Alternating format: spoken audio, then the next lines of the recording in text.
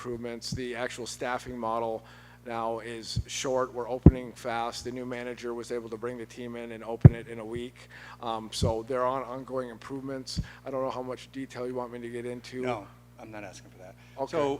So I appreciate you putting a tourniquet on the bleeding open wound, but from the numbers that I've looked at, it is never going to turn a profit. And I had asked if the board had examined that question when we got into this, and the answer was that no, there was never a projected return on investment. But I do appreciate, though, the information you just provided, because you're trying to turn a sow's ear into a silk purse, polishing up, putting lipstick on the pig. It's never going to turn a profit. But I do appreciate you actively reducing the cost, and this resolution is in the direction of reducing the cost.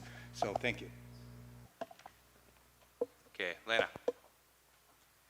So I objected to those comments about, making derogatory comments. We have staff down there that work really hard, but your comment was you think with the upscale that we've had the last 2 years, it could make neutral cash flow and improve with the staffing changes and the opening date and the condition of the course. Correct. And Okay. one thing to note is when you look at financials, there's paper loss versus actual cash loss, right? A lot of there are depreciation and non-cash expenses. So when I say that, it may not appear as a profit on a financial statement, but what we're trying to do is to get it to where it runs cash flow neutral, covers the cash of the operations, and then eventually the cost of the capital you're putting into the operations. Now, I am prepared to speak later on in more detail if that's needed, but yeah, there are improvements. They are ongoing, and they were able to open in a week this year, which is a vast improvement. And at one point, we had team members year-round out there, and I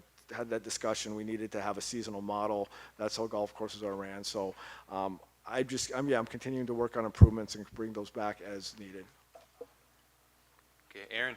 So objecting to someone's comments as if something is out of order, I didn't say anything derogatory about any staff. What I said was that the pro forma was never provided. There was never a return on investment generated at the beginning before you inherited the golf course. And what I said was a positive statement that you're doing the best you can with what you inherited. And I want to make clear, though, because there's a way to say something that would lead somebody to believe that it's ultimately going to return on investment, and it's not, because the fixed cost that went into acquiring this, the best that I think that you can offer is that you're finding a value neutral model going forward, to not continue to lose and end up subsidizing it. The last several years, we've looked at the numbers, and it's been subsidized to the tune of about $150,000 a year in losses. The fixed costs for the acquisition of the property, and again, I'm going to stand on there never was, because I requested it when I came back to office. I requested a demonstration of a pro forma or return on investment. All of that predates you, Dan. That was never done. There is no such number that exists in the tribe, and it never will turn a profit from the original investment. So I do appreciate you stopping the bleeding, putting a tourniquet on it, and if we end up getting to value neutral, we still will be at a loss because of all the fixed costs that went into the original investment. So that was not out of order. That was not an objection. We can object if something's out of order procedurally or something's not factual, but what I'm stating is absolutely factual. It will never turn a return on investment. So, and unless you can tell me that very clearly, directly, stopping the bleeding is not the same thing as returning on investment. Thank you. Okay, Aaron, that was your second speaking turn. Lana, this will be your second as well. I don't really know why I simply bother. I think I do it for the staff that work hard, and for you that even can get it to a neutral, for the decisions that we made as a tribe.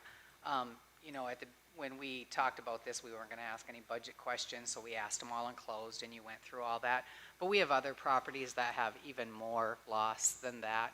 I just take this as a tax and a political gain when it comes to I already called you out of order and it was ignored. So I'll make that comment. You guys make your comments. Okay. All right, so does anyone else have any comments to make on this?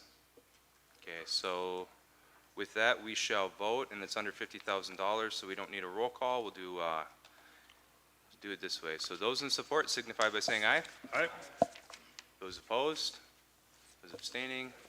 Okay, motion carries, and we'll move on to the next resolution, which is titled Enterprise Team Member Manual PTO/Holidays.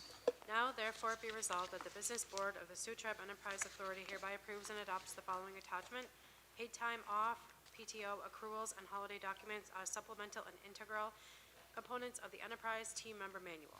Corporate level enterprise, Enterprise Development Corporation, Enterprise Demoising Development, Enterprise Sawyer Village, Enterprise Mid-Jim Sioux, Enterprise Mid-Jim St. Ignace, Enterprise Mid-Jim Marquette, Enterprise White Pine Lodge, Enterprise Gitchie Home and Auto, Enterprise Bear in the Mountain Golf Course, Enterprise Tanglewood Golf Course. Each listed attachment shall be incorporated by reference and attached to the resolution information sheet, RIS, for formal record keeping.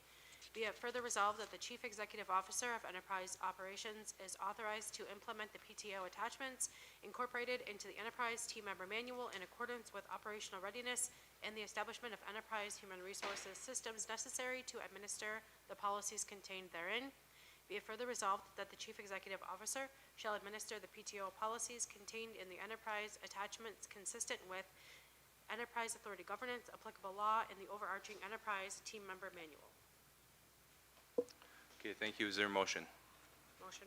Okay, motion by Kim, support by Aaron. Dan, could you explain this resolution to our membership as well? Yes, we have passed the Enterprise Team Member Manual. That manual will most likely go into effect, be activated in July. This is just the PTO and accrual holidays, which under current manual is also an attachment to the manual. There are different accruals and holidays based on industry and business. So this was actually streamlined with the manual, so it more aligns with a commercial entity as opposed to a government structure, all part of the operationalizing of the authority to align with commercial best practices. That's all I have. Okay, thank you. Any questions, comments from the board?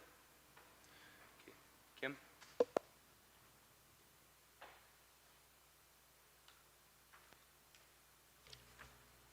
How will you make sure to communicate all this information to the team members that you currently have that this will affect?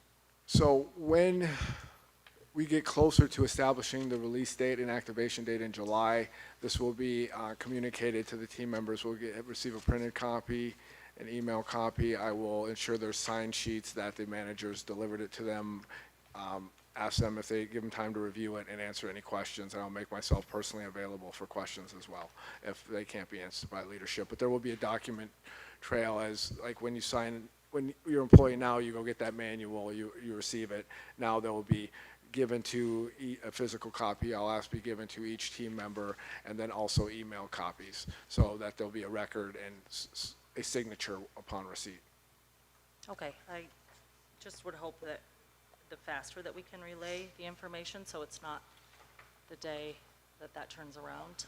Nope, absolutely not. And the only reason I don't relay it now is I just hired the HR generalist, and operationally, this would have been a lot to try to give to somebody who just started. So I wanted to initiate it, and now they're going through as they're standing up HR this month and understanding what that activation means. And if there's any minor edits, it wouldn't be to PTO, to that manual that we approved, just for foundational, functional, operational. I'll bring those to the June meeting. There may not be, and then we will try to release that to the employees as soon as we have that final conversation. But I don't want to release something and then have an edit to where that person who's actually deploying the manual says, well, actually, there may be some functional edits of deployment from the HR professional that we'll work through, and we'll do that this month. Okay, thank you. Anyone else? Okay, roll call then, please. Rob, No. Kimberly Lee, Yes. Aaron, Yes. Isaac.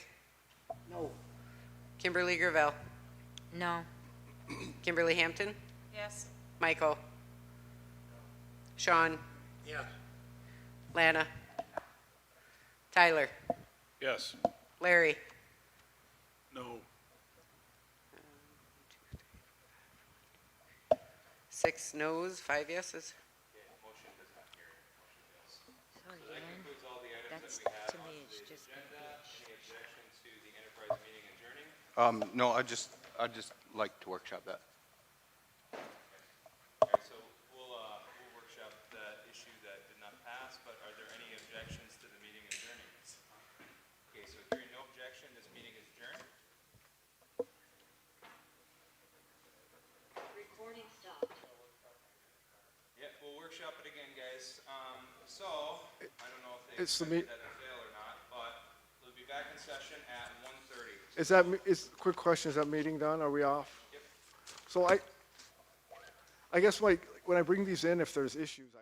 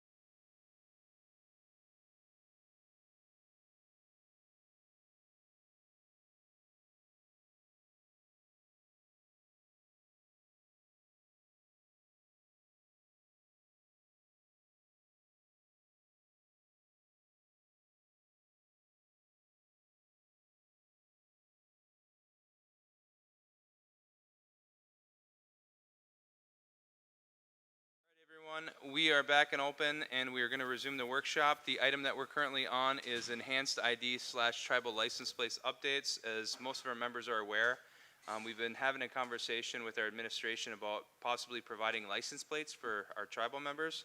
So historically, the Secretary of State was only supportive of us providing those license plates to members that resided on the reservation. However, the current secretary, who is Jocelyn Benson, has expanded that to our entire service area. So could you please provide an update on that? Yeah, so we're still working through, I'm working through some red lines to the proposed agreement. But one thing we've been talking with the Secretary of State is they'd like to maybe, so we're going for the whole service area. That's what we're proposing. But it may not be quite as slam dunk as we were led to believe. So we're still working through that with them. They're definitely on board with if we use our tax agreement areas to cover all of that. But that doesn't cover every single part of our service area. So we wanted to flag the board on that. We're still going to push unless the board tells us otherwise for the entire 7-county service area.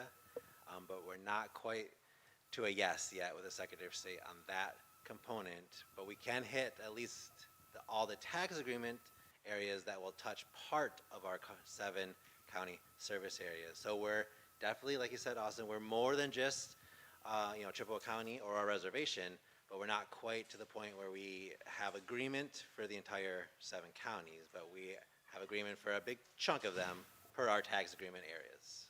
Well, I think it goes without question that we'd be supportive of this expanding to include as many of our citizens as possible. So obviously, we'd like it to include areas beyond the service area, the entire state of Michigan if you're a Sioux Tribe citizen, but at the end of the day, it's not up to us. So if we can expand what's allowable to include as many people as possible, that would be preferred. Yes. Yeah. Aaron? So when we met with her, I know it helped, I tell people this, and people just dismiss when I speak entirely, but that she's a friend of mine, and we've been friends for a long time, and those that were at the meeting with her, she acknowledged that, so I'm not making it up. She really is my best friend.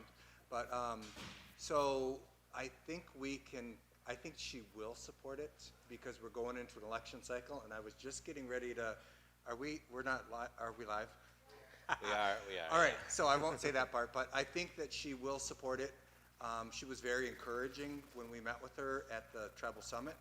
And I think, however, if for some reason we can't get the whole service area, if we could get people who live and work on those covered areas, that would cover probably 80% of the people.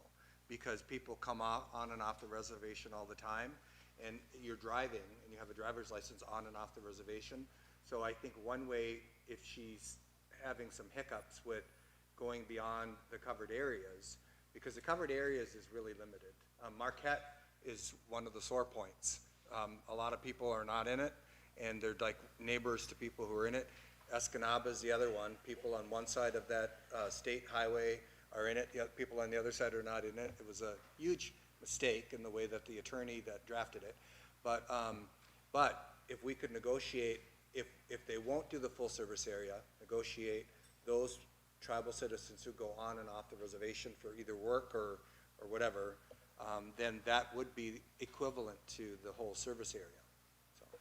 Yeah, she's been an incredible ally to Indian country, the Sioux Tribe. Last summer, she volunteered at a Feeding America distribution that I coordinated, helped pass out about 10,000 pounds of food. So, yeah, she's awesome. She really worked. Yep, Isaac.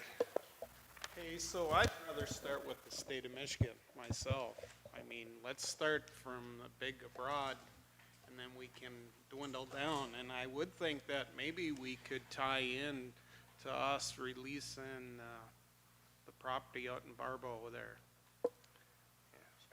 Because it's still got a cloud on the titles for everybody that's out that way. It has never been resolved. The state agreed to resolve it, but the federal government never did sign off. So the Charlotte Beach property I'm talking about, Ryan.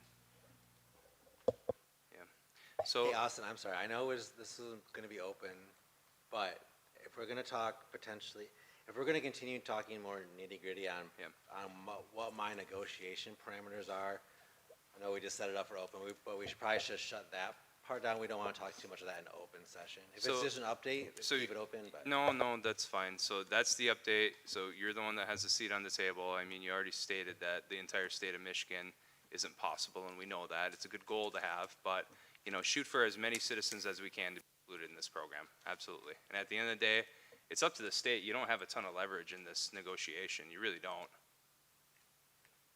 Yeah, frankly, that's Yeah. probably accurate. Every person that gets registered with us is another person that's not registering with a plate with the state of Michigan, and that's lost revenue for the state. So, But we're in a good spot, and we're gonna be able to get a lot of our citizens covered, unlikely the whole state.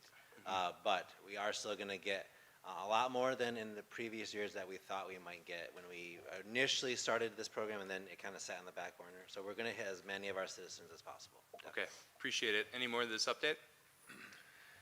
All right, so the next item that we have is agenda review. We're way ahead of schedule, Oh, wait, so let's Austin. take, Sorry, yes. enhanced IDs. Oh, enhanced ID, okay. Sorry. I'll give the legal portion of the update, and then I'll turn it over to Jess to see where we're at with the other side. But I have worked with the Department of Homeland Security. We have the memorandum of agreement that we'll need in place for the enhanced ID program, which is the data share agreement between us, our system, and the federal government, is how they check if we have an enhanced ID now with the state of Michigan, or a passport card, or a passport, is how they verify our citizenship. There is a data share agreement that goes into a federal system. That's all ready to go. Language is negotiated. I haven't brought it to the board yet to sign it until we have the other more practical side of things, with Jess is taking the lead on, ready to go, which I don't think we're quite there yet, but we've made a lot of headway. But all the legal documents necessary are either signed with Sacred Path, or they are ready to be signed with the federal government as soon as the board majority is ready to vote yes on the final price tag, et cetera, of the enhanced ID program. All right, wonderful. Any questions there? And Sacred Path is obviously the vendor that we're doing business with. They're a tribally owned business, I believe, by one of the tribes in Arizona. Yeah, and I'm not going to be able to pronounce their name.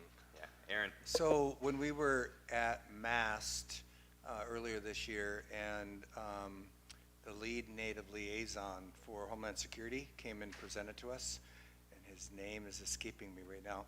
But anyway, so when we were giving input, because tribes, there was a little bit of a kerfuffle because that's a Jewish term. We need a Ojibwe term for that. Daryl Siki from Red Lake gave them hell because some of their citizens were detained. And the staff right away said, no, it wasn't Homeland Security. And then they met separately and found out it wasn't Homeland Security, but it was another federal agency. And Indians don't distinguish whether it's Homeland Security or who it is, it's a Fed. But anyway, so I had proposed under our new Secretary of Homeland Security, who happens to be a Cherokee Indian, that if they pay for all of these, it was the smart ID that we were gonna all have to adopt, but enhanced IDs are pretty close to what you would need. And I had suggested that, if the Secretary can get it funded for Indian tribes, then tribes would probably be willing to do it, not speaking for other tribes, but, if we have to bear the cost of it, then it might be cost prohibitive. And when we first started talking about this, we were closer to having an excess amount of leftover ARPA funds that we could have used. Yeah. So that window has come and gone. But the other thing is that I think that we should probably poll to find out where we're at, because the last time we went down this path, what killed it wasn't the cost. What killed it was when board members found out that we were going to have to share, we were going to have to supply information that otherwise they wouldn't have access to from our membership file, addresses. Then the board kiboshed it because they didn't want to share the address information with a federal agency. We're not required to do that otherwise. The BIA always tries to get us to do it, and we always tell them no. But so before we continue down this path, I know I've asked for it to come forward, but if we, like today, we were surprised that we didn't have votes for something.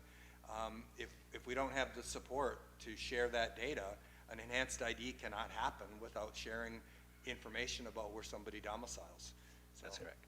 So, Yeah, so the data share agreement, just to go a little more detail, it would include some of our membership data, as Director Payment said. So it's going to have your name, your address, your date of birth, and it's going to be this on a little strip on the back of our ID, just like if we have an enhanced license, or if you have a passport with a little barcode, they'll be able to scan that at the border if you're crossing, or if you're using it for travel by land, air, or sea outside of the country. To verify your identity and that you are who you say you are. So there are identifying characteristics and data that we would share not with the state of Michigan, but with the federal government. It's what that data share with the Homeland Security is for. So if I have my enhanced Sioux Tribe ID, I go across the border to Sioux, Ontario, or I'm hanging out in Bellingham, Washington, and I go to Vancouver, Washington, or I go to Mexico, or somewhere similar, right? That they will stop me at the border, they'll be able to scan my license, and it will pull up my profile in that federal database, so they can see that Ryan Mills is who he says he is. He is a citizen of the Sault Ste. Marie Tribe of Chippewa Indians, etc. So, yeah, if that's going to be a hang-up, I agree with Director Payment. I'd rather know that now before we've done a lot of legwork, and we're probably close to finalizing it, pending how we're going to fund it. But yeah, I would like to know that sooner than later if we're still concerned about the data share provisions. Okay, go ahead, Mike. Long ago, when we discussed this a while back, we had talked about doing two tiers, like of the information sharing. Those that were opting in to do this versus not. Are we still at that? That's correct. So the only Okay. information that's shared is someone who will come to our enrollment And want the department and enhanced. get the enhanced ID. Okay. So they don't see all of our membership data. And that's what, So- yeah. And when Okay. you're signing up for the enhanced ID, it has all the documents that you're going to need to show to prove in your birth certificate, your social security number, all the things. You'll also be put on notice when you sign up for it, that this data will be shared With the feds. Department of Homeland Security. So no one's going to get their ID who isn't put on full notice that your data is And- shared. yeah, And no that one that provision- doesn't sign it. That provision was never an option before, and so it has since become an I see what you- option, I see what and you so mean. that's why Yeah. I just wanted to get that Yeah, so explained. the only that- data yep. shared are our citizens who will sign up for Who this opt in. program. The feds don't get all of our enrollment data. We upload the information once we approve an enhanced ID to this federal database. Just like if I went and got a passport, I have to consent to that data being shared, right? So they know that that's my passport and they can scan the barcode. So yes, it would be limited only to the citizens who sign up for it. Okay, any more questions, comments? Okay, go ahead. So, yeah, they can opt in, so it's totally up to them if they want to do it or not, so it's on them. Correct. That's a very good thing, because the last time it was not that same way. So, good enough. Are we equipped, and what is, you said you guys are close, so what is going to be the price tag for that, or roundabout? And that's not neither, I mean, that's something that we need to know, but that wouldn't It's not horrible, no. affect my, And we're going to try to, there are grants available that Okay, we will that's- apply was my for. next question. They're not guaranteed we get them, but there Yeah. are ways that we can minimize, if it's tribal support, we will explore all avenues to try to minimize it. right. So there's a couple options that we can do. There's some initial startup costs, which include the software, designing of the cards, installation of the system, the policies and procedures, which they would write for us, everything like that. So that's just, you want me to give me numbers right now? So that's just under $100,000. Hold on. How much detail you want? So there's multiple options. Mm-hmm. I actually am not, this is not proprietary, I don't think, in my opinion, so we can do an open. I don't session. care. I don't care. You cared when I asked. What did I That do? was- you were asking for negotiation parameters for a separate issue. Whatever. This is, Yeah, I we think walked into membership that. can know this. So those costs are just under $100,000. And then we would have to buy a minimum of 1,000 cards. And then we have the option of then having the company print the cards for us, print them and send them out to the members.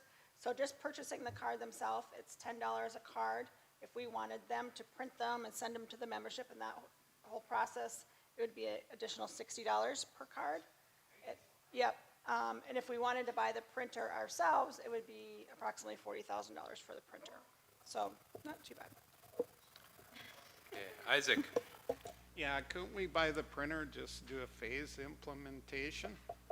Anytime they need a renew card or new card, just give it out to them. Or if they want it ahead of time, just, they gotta pay the $10. I'd pay the $10 for it. Costs more from the state. so they're gonna be coming forward with an official plan, you guys. They're just giving us an update on it. So they're not asking us to approve a contract, to purchase equipment. They're just giving us a broad overview right now. So more will come.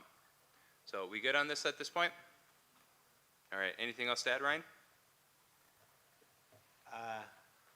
No, as long as the majority of you are okay with us going forward, we will put together like the actual final steps and get in front of you with final price tag, et cetera, sooner than later.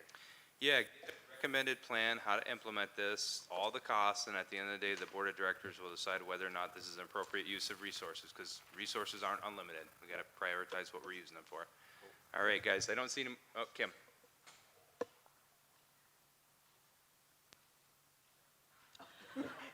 Okay. I don't like Something we never thought of, I was just saying to Rob, is the cards, would we have to redo all of our midgem pumps?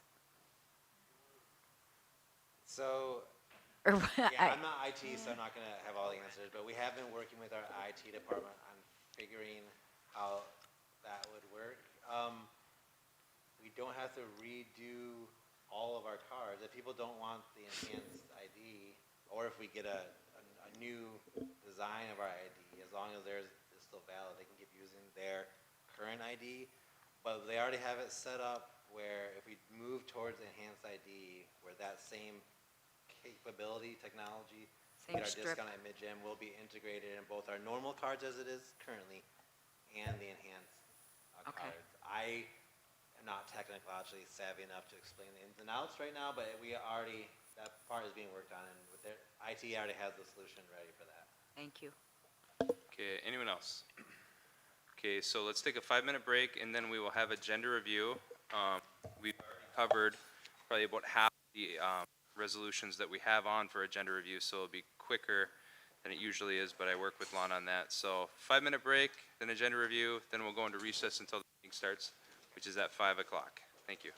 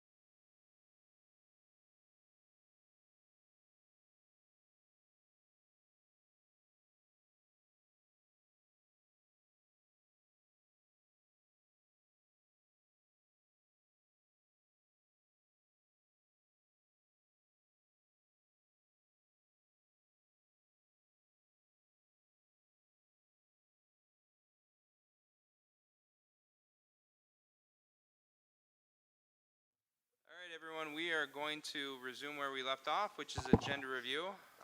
And as mentioned before break, we tackled some of these several times leading up to now, so it'd be very redundant to workshop them again. So the first one that we're going to be discussing is approving MOU Bark River, the Harris School. Stephanie Sprecher, our Education Director, is online. Stephanie, could you cover that, please?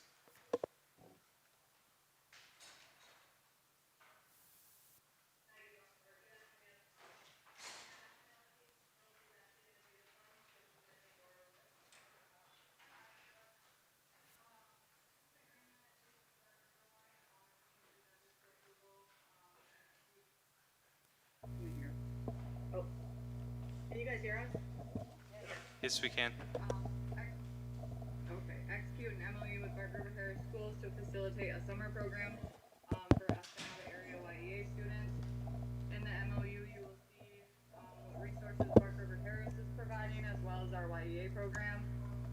Park River Harris is providing space and transportation to and from field trips for the students. And no additional funds is being requested by YEA. This is made possible by the My Leap Out of School Time grant that we received. Awesome. So this would expand the YEA program to Bark River. This one's providing transportation specifically for field trips with the busing through the school. Okay. Any questions, comments from the board? Okay, hearing none, we can move on to the next resolution, which is approving MOU Red Yard Area Schools. This agreement is being presented for approval to execute an MOU with Red Yard Area Public Schools to facilitate a summer program for Red Yard YEA students. In this, you will see the resource allocation as well. Red Yard Schools is providing space, breakfast and lunch, and transportation for field trips for our YEA students. YEA is providing staff and other resources, including supplies. This partnership, again, is made possible by the My Leap Out of School Time grant, and we will be releasing program details within the week.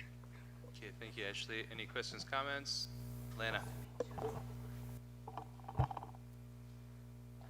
Yeah, this probably will go for the two schools for the Leschnell area and Red Yard School area. And I noticed they're quite different in what the expectations are for Red Yard School and Red Yard and Cedarville School. Is there, and you might have just answered the question that's coming within a week, but what I'm wondering about is the cultural component. I've had some parents ask me, I know our Circle of Life program is still gonna go on, it looks like, for Red Yard. What's the cultural component once they're in the school? Because I know we take non-tribal members now too. So could you just expand on that a little bit for both schools? I don't know if they want to hear about Bark River, but I would like to know what components is in place for, the field trips, or when they're in the classrooms, teaching, or whatever their responsibilities are at those schools. Lisa, do you want to answer that, or? Yep, I will answer that. Hey, Lana, Hi, Lisa. excellent question. So, the YEA coordinators, they have the freedom to plan their activities and programming the way they want. They can put those cultural teachings in there. There's, they can bring in cultural knowledge keepers to help teach our kids. And the best part about this is all of the students will be receiving those cultural teachings. Yeah, and Lana, to piggyback off that, we've really made sure when we've been meeting with the coordinators that cultural stays at the forefront. And so we've always served non-tribal, but our tribal members are our priority. And so when we do our selection, tribal preference applies. We're ensuring that none of that is lost in the wayside of this. So yeah, right at the forefront. And also, sorry, just to piggyback off all of that too, just because, they'll be in the schools, but we're still doing, tribal preference, and, the MOUs are mostly for the transportation purposes too, because they're servicing more kids, and so our vans are smaller, and they can't fit all of our kids, so the buses are really being used, so we can expand our programming, but the cultural aspect is still definitely at the forefront for all of their programming. Okay, yep, that's good. That's good. So when we talked about having transportation issues by increasing our numbers, the school's providing the buses, so, and we're paying the schools. Yeah, and Lana, we do want to note too, and in my last report I had put these numbers are not astronomical. So for Red Yard, for example, the requirements for the grant are only to service 15 students the whole summer. Right. If we can take more than that, that would be great, but only within our capacity, so we're still providing that quality of services. And so there's, I think, 3 areas that have 15 as a requirement, but most are 15, there's no maximum beyond 30 students. So we're not asking them to service hundreds and hundreds beyond Right. what they're currently doing. Right. Okay, thanks, ladies. Aaron?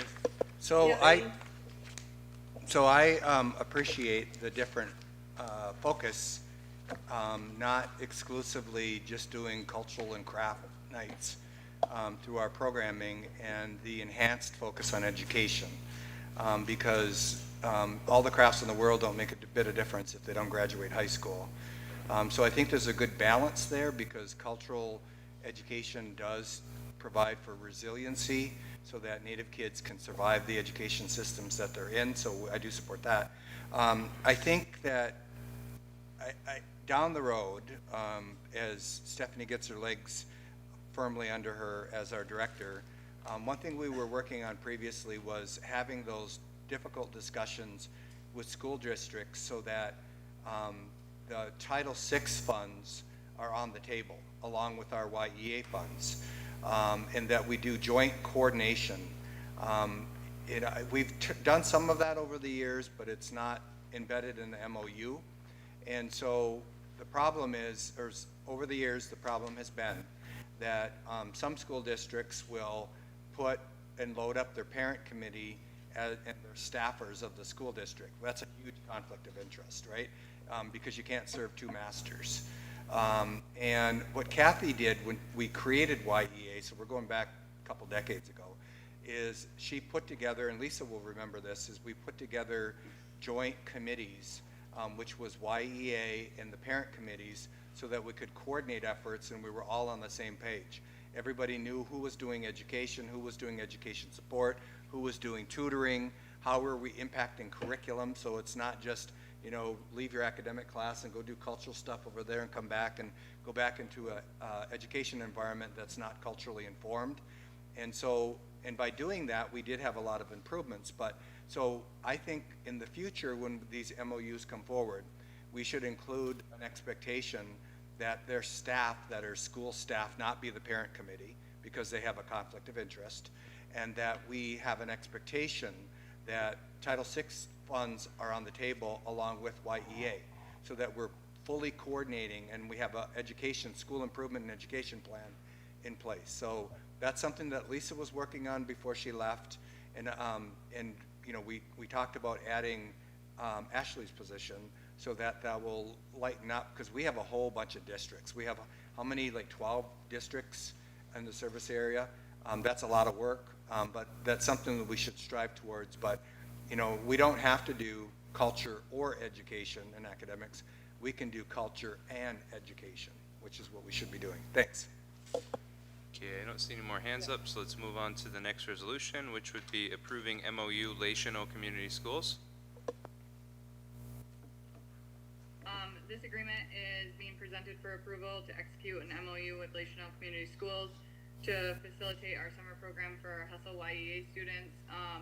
And this MOU was created specifically to ensure that we have transportation to and from field trips and activities for the summer.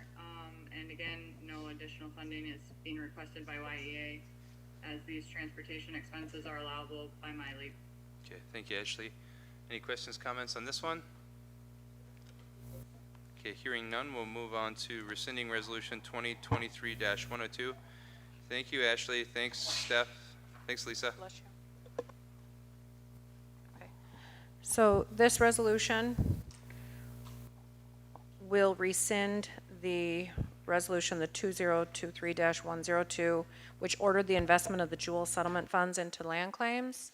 Those funds are not eligible to be placed in land claims as they're restricted, so this is just a matter of formality. Yeah, so I think a year or two ago, the Board of Directors made the decision to invest the Jewel funds into the lands claim settlement to potentially increase the size of the elder check. However, we got a legal definition that those funds aren't unrestricted, that we can only use them for certain purposes, and we can't use them for this purpose. Correct. Right? Okay. Lana?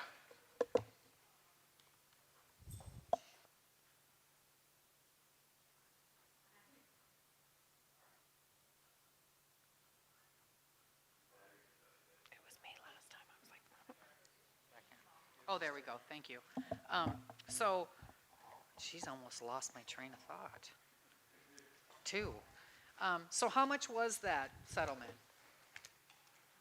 And where, well, while you're looking, how much was the settlement that we put in there, the amount, and where will it be going now? Just the general fund?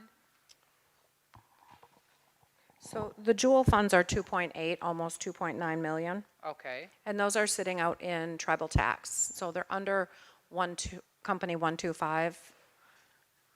125, and that'll be up to the board what we do. Are we going to That, talk about what the next step would be for that 2.9? yeah, and that is something that I did mention to Ryan last time when we were talking about use of the opioid funds, that maybe we need to look at the Jewel as well and see where those can be allocated so that we're not just exhausting all of the opioid funds. Okay. And, okay, thank you. So I'm assuming that you're going to be looking at the different costs that we have for this fiscal year and identifying which ones are being paid for with tribal support and which ones we can use with the Jewel settlement, therefore reducing tribal support? Correct. Okay. All right, thank you. So we'll move on to the next resolution. Oh, Mike has a question. Go ahead. I guess my question is, and it's not for Holly, but it is for Holly, is that it took 2 years to figure that out before we, but I mean, 2 years worth. So I mean, I know you weren't there, but for 2 years for that to sit out there and to not do anything with it, you know, and not be applied, and not be on our radar of, hey, guess what? We're reviewing this, you know. So I guess, is there anything other things that are being under review that we should be made aware of? And how do we avoid this in the future? Yeah, I don't know who placed the resolution initially to assign those funds. So our previous CFO should have done the homework and advised the board that you can't punt those funds into the lands claim. Was it you, Bill? Okay, guy before you then, hey? So I mean, that's where the error should have been. So the CFO is obviously in charge of the funding within the tribe, and it was low-hanging fruit to put up your hand, wave that red flag and say, hey, you guys can't use those funds for this purpose. But is there a silver lining, like at least where we accruing interest on these funds? Oh, yeah, we invest. Yep, so, Yeah. yeah, What was the interest rate? roughly 4%. Okay, so we got quite a bit of money from this, just sitting Yeah, there. and we do that Better with or all worse? of the funds that are sitting out that we have available to invest, we do. So I assume it was there for probably 2 years. How many millions? 2.8? Almost 3, it was 2.9. So almost $3 million at 4% interest rate sitting there for a couple years, so we grew it a little bit. Did I miss anyone over here? Are you done, Mike? I don't, It's probably sitting there too. it is, it's going into 125. I did ask Ryan if we could invest our interest and dividends back into an investment for the land claims. So I think he's going to look at that. And then to answer your question, Mike, we are constantly looking at the pots of funding to see where we can put them. Anyone else? Okay, we can move on then. Next resolution that we'll cover is committing long-term 2% to Newton Township. And we have Letitia on. Could you explain this for us, Letitia, and our membership?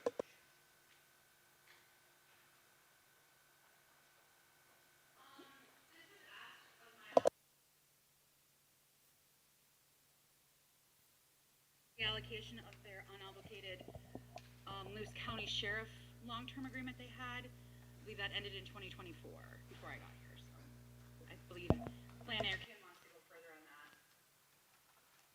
Yeah, we can speak to that, absolutely. Okay, go ahead. Call on us? Yeah, so we, like in the IRS says, we had the 17,000 that we Newberry opted, Luce County, Newberry, opted that they didn't need it. That was sat there for a very long time, I think for a very long time. They had stated that. We then went forward and gave an agreement to Red Yard in a long term for $10,000. So we had the other $7,000 there. We consistently have donated short-term 2% to this program each and every time. This museum, that's beautiful, and that community does a really good job on it. And they have requested that, and usually they request about this much money. So we're asking the board to commit that other $7,000 that is in Unit 2 coffer, like the past when we agreed to the Red Yard and other units agreed to their long-term shuffling around. So that's what we're asking for, and if anybody ever gets up in that area to go look at that, it's a really good asset to the community and asset to the tribe and the tribal members. Thank you. Aaron? So in the past, every time we've talked about long-term 2%, it was like a holy war. So I'll support it. So if you didn't know our history, 2%, the long-term agreements were entered into by the chairperson solely. The board of directors had nothing to say on it. So all these long-terms that continue over 25 years were never voted on by the board of directors. But so if we have a new phenomena where we're letting long-terms expire in our respective unit and we want to be able to reprogram those dollars to stay in that unit, I'm all for that. So that's what's being asked, is that a long-term is no longer needed, and moving from short-term to long-term to solidify that, I'll support that, as long as going forward, whenever we have a long-term 2% that expires in Unit 1, that we keep those dollars in Unit 1. Okay, Tyler? I'm fully supportive of that too, because ours, I talked to Letitia too, and ours needs to be renegotiated. We don't have any contracts in ours, and I believe there's 80,000 per year in Unit 5 that she just brought to our attention like late last fall or early last fall. So I'm fully supportive of everybody revisiting that, because I believe we should have contracts in place for everybody that receives those funds. So we're going to need to have a lengthy discussion with Letitia, because I've been informed that we only have one long-term agreement that's technically still valid. You can make the argument every single other agreement has since expired, but we continue to route money for those projects without, any expiration date, without any revisiting, and, we continuously get requests from other organizations, and then we tell them, well, we don't have any funding. All we have is maybe some short-term at the end of the year. However, if all those long-term agreements have expired, I think we have a lot more funding than we're leading on. And Mr. Chair, just to add to that, so in addition to those agreements, if there's an agreement, and our legal counsel has advised us of this, is that there is no agreement without a board vote at a duly called meeting. That doesn't exist, right? So if there's an agreement, the board of directors entered that agreement, and they, like you said, I think they're almost all or all expired. But all the rest of the long-term 2% that we just do year after year after year, they were never ever voted on by the board of directors. And when I found that out in, I think, 2002, I brought a resolution to the Manistee meeting to have the 2% divided up among the, evenly, the short-term divided up. So at least we had something to say on it, because before that, the board had nothing to say over 2%. So all the long-term should be on the table at this point. One other thing is that we voted in 2003 to create a standard by which we would entertain 2%, and they were mutual aid agreements for law enforcement, they were recreation agreements, and they were education benefits. So, and we don't have the kind of long-term 2% that we used to have. So if we could be thinking about solidifying those long-terms that are based on those. Also, we are required to pay payment in lieu of taxes in the compact. So we still have to pay, like the principal government that taxes that amount. But if I recall correctly, the amount that we pay in most cases is multiples greater than what we would otherwise have to pay if we directly paid taxes. So, Lana? Yeah, just since we're going down that path, and Unit 2 only had one long-term agreement, and then they had the $5,000 pill to Clark Township. That's where the casino is in Hessel. So we have the $5,000, then we had the 17 that went to Newberry. We split it up. 10 went to Red Yard, 7 now hopefully goes to Newton Township, and then the 5,000 pill to Clark Township for their, I think there's a snowmobile grooming that gets it way before my time. All of these were put in way before my time, except Red Yard when we just changed that since Kim's been here. And we changed that out there. So, yeah, I didn't realize that they were all, and we've had this discussion for 2 decades on where it should go and things like that. And I think maybe we're at a place where, relook at that, and it doesn't have to be contentious, because I agree. If there's community projects that need a change, I'm definitely for that. I mean, we get 17,000 in a long term for the entire year, so it's 10,000 for Red Yard and 7,000 for Newton Township. The other ones are PIL. Thank you. Aaron? So I'm going to motion to amend when the meeting opens that that I'll support this, but my motion to amend is going to be that expiring long-term agreements or expiring long-term allocations remain in the unit that they currently are in, and I'll support it if we do that. And I would say every one of you should vote in your interest and vote that way if you support your unit. So I think we should vote that way. But I will make a motion to amend to do that. And there was one other thing I was going to say about, one of the options that a previous general counsel brought to us was, we had looked at different ways to divvy up the long term to make it fair and equitable. And one of the options the board asked for was to give 2% based on what was generated from the casinos, because the 2% comes from net slot revenue. That would be Sault Ste. Marie and St. Ignace would get a big chunk. Manistee would stay about the same. Some other units that just don't generate any discernible 2% wouldn't get anything, actually. So we didn't support that because we didn't want to go back on not giving some units some of that revenue. The other option was to base it based on population within the respective districts, and that would have pretty much the same effect as where the casino revenue generated. So the legal department spent a whole year, and we met several workshops over and over, and like I said, it was a holy war. People were not willing to do anything, so we ended up not doing anything. We just kept agreements that none of us had any say in the first place. So I do think it's reasonable, but I think if we're not going to wait, if this is on the agenda for tonight, and we're not going to wait for a larger discussion, which I think we should do, we should table it. But if not, I will support it as long as we amend to keep the expiring 2% in the unit in which it currently is budgeted. So take this however you guys want to. We are going to be workshopping this issue. So we have to look at all the long-term agreements, figure out whether or not we want to continue them. We do enter formal contracts with an expiration date. It shouldn't be ongoing until the end of time. So, yeah. Yep, go ahead, Lana.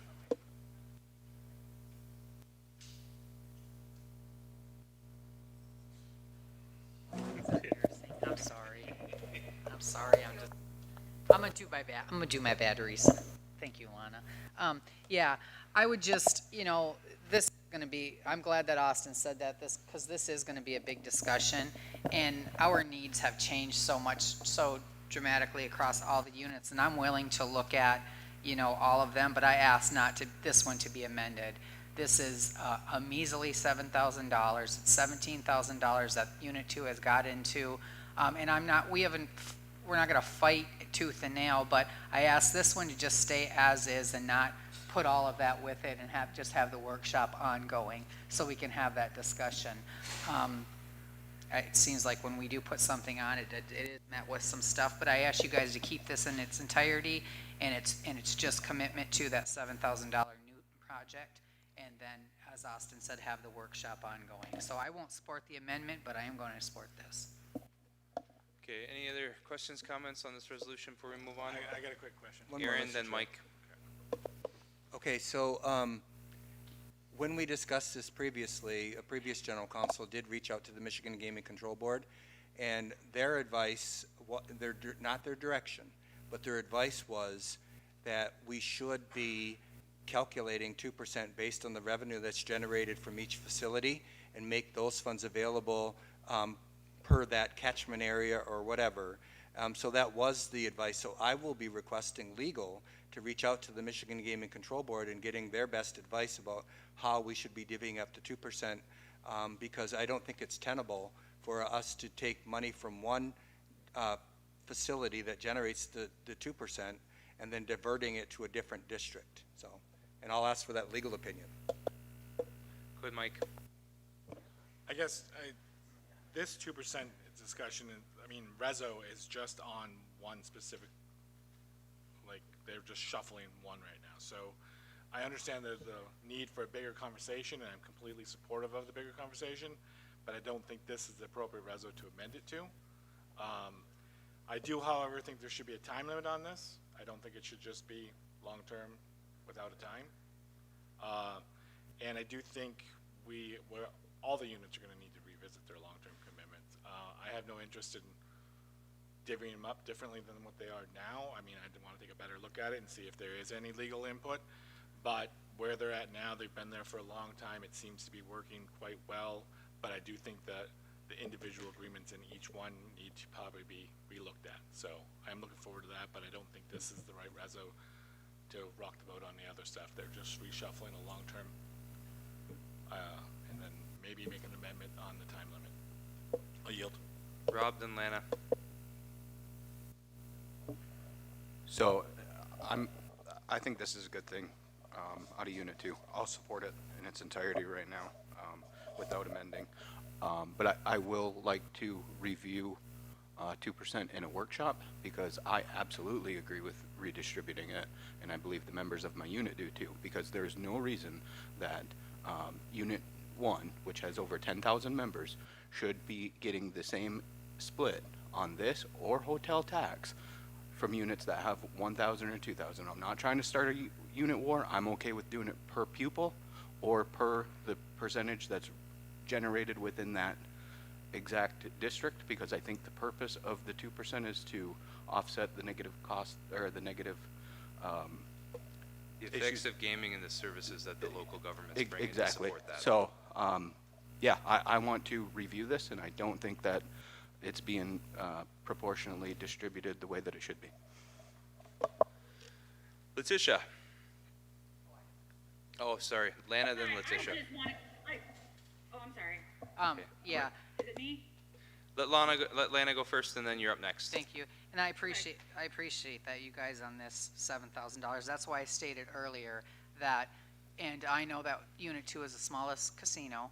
I know that it generates the least income. You know, that's obvious because it is the smallest casino, employee-wise as well.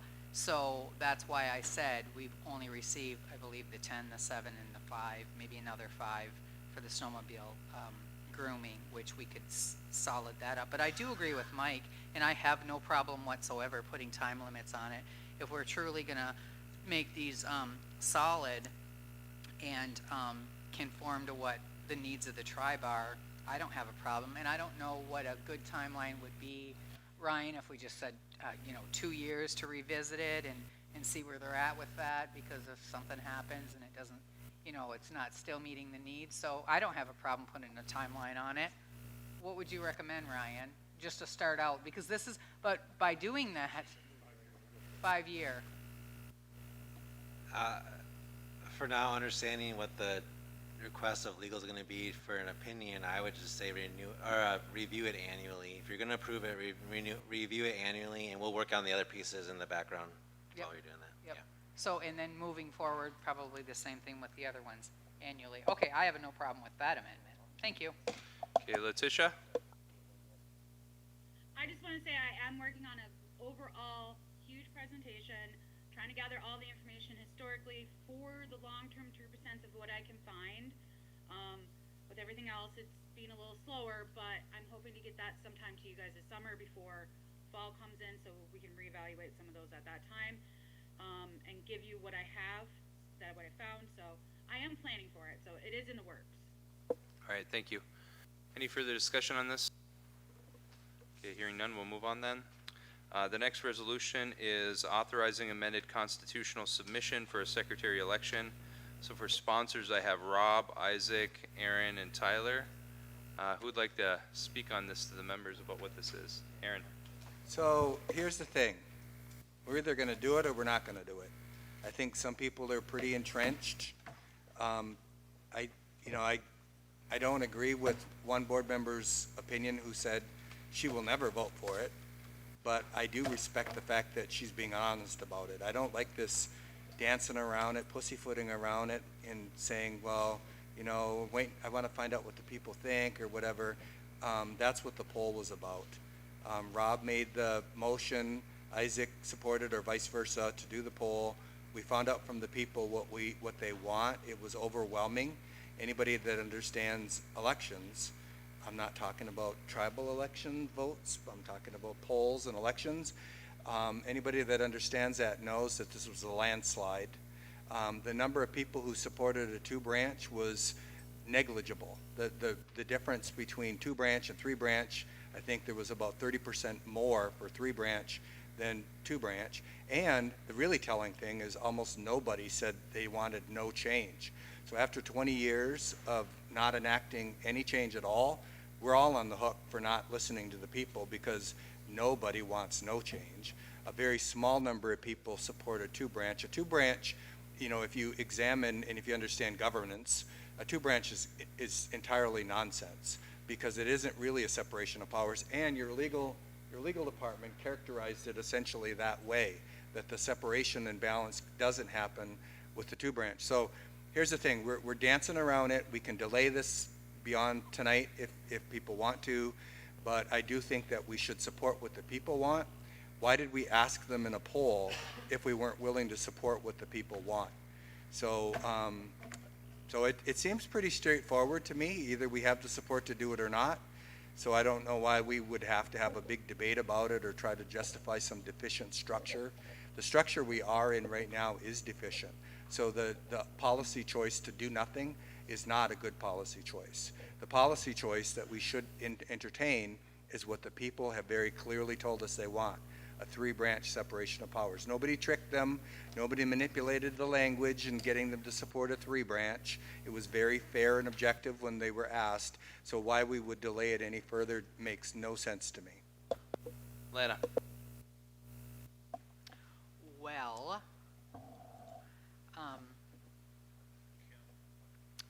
where is it states in here that, it's the attached document. There's no attachment for the record with it. We didn't get an attachment with this resolution. There's nothing with it. So maybe it wasn't printed, but it was sent out via email to the entire board, and it would be in the And that's not in the record attached to filibustering, this. so It's the before clean people say I filibustered it, it's not gonna be reflective. But if we say something's attached, a proposed historical constitution is going to be attached, it should be attached, because that's for the record. So we do need to have this printed off and set this with this tonight for the record, and what I want to see for the final document. That's fair. And if people are interested online or watching us to see it, at the top of our webpage, Yep.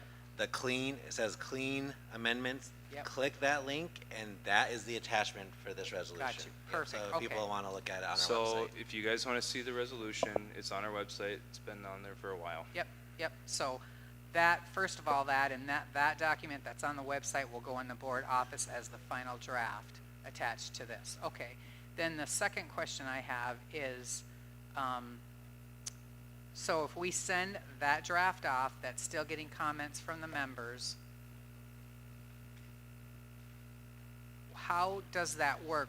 Will this trigger for it to be, we're asking for the secretarial election, or will there be, when the review comes back, are we going to be able to speak at that time and change anything based off their recommendations or our recommendations?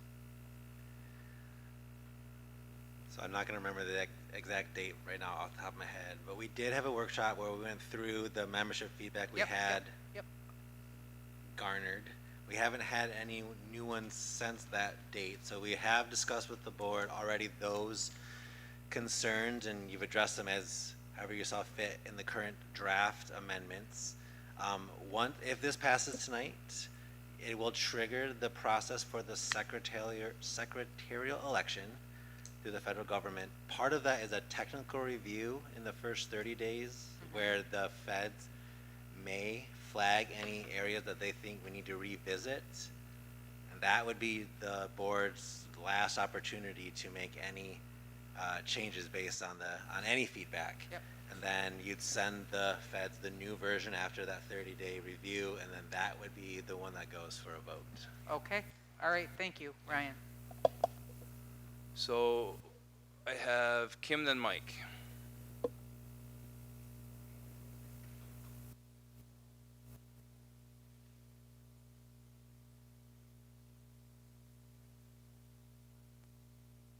Okay, gotta hold your finger on it for a minute. It's kind of like words are getting put out there. Everyone at this table agrees we're sending this Constitution out for a secretarial election. That's gonna happen. But the way it's being presented, if we vote no tonight, we don't agree with that.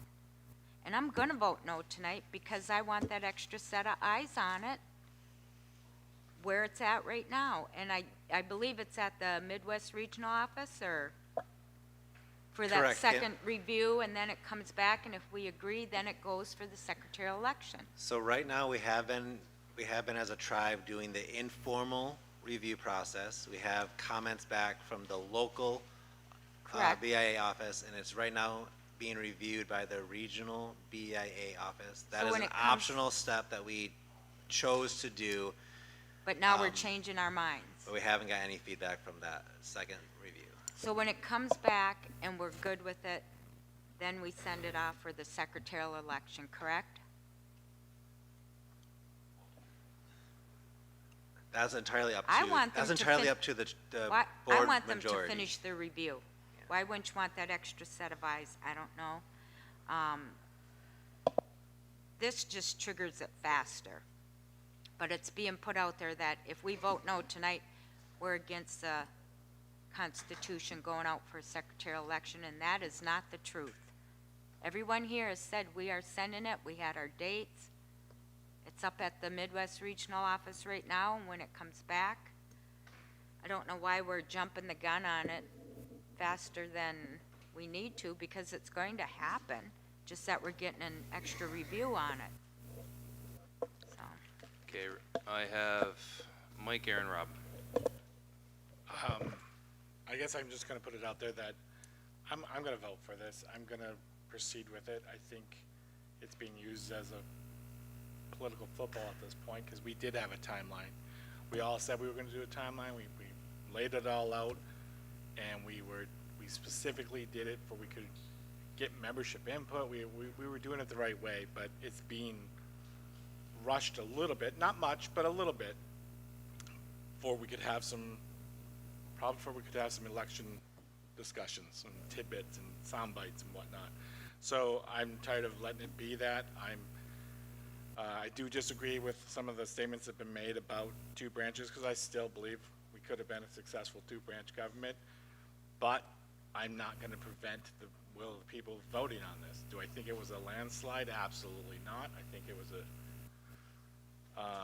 I think more people should have voted on it. I would have liked to seen a lot more votes come in on the three branches, or even a 2 versus 3, but instead we saw 1, 2, 3. So I think it got lopsided right from the get-go.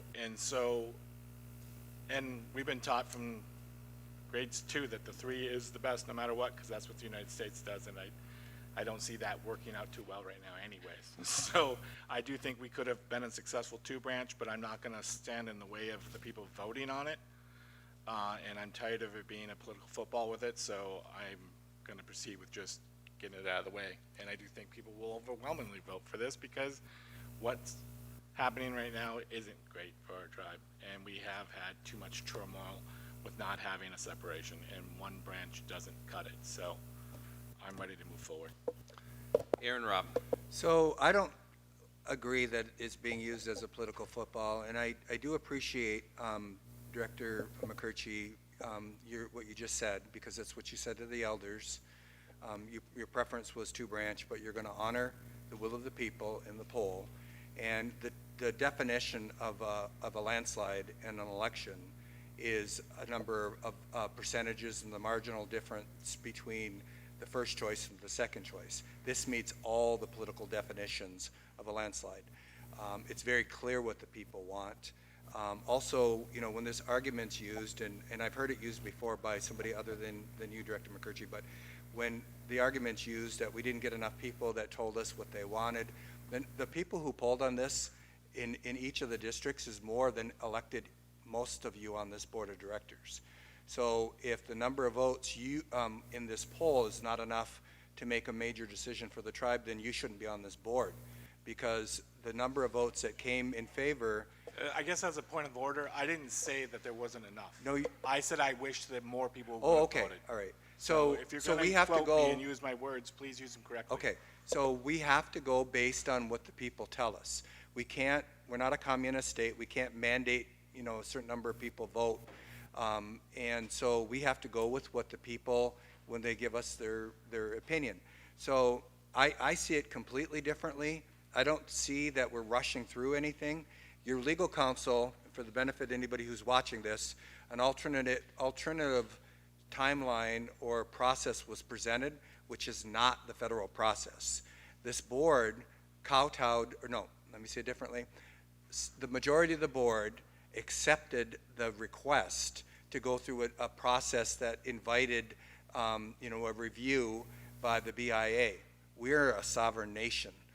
I know we're not beholden to the BIA to tell us what's right or wrong, but to the extent that we did that, the Michigan agency came back with only a couple of minor technical revisions, nothing substantive. All right, so that's not good enough apparently. Then we got to get a Midwest review, then a federal review, and none of that is part of the process. The formal process, so when we try to paint a picture that we're going through a process that's not the process, doing informal reviews is not the process. The formal process is your board of directors, your governing body, requests a secretarial election, and then they do the technical review. Your legal just described that.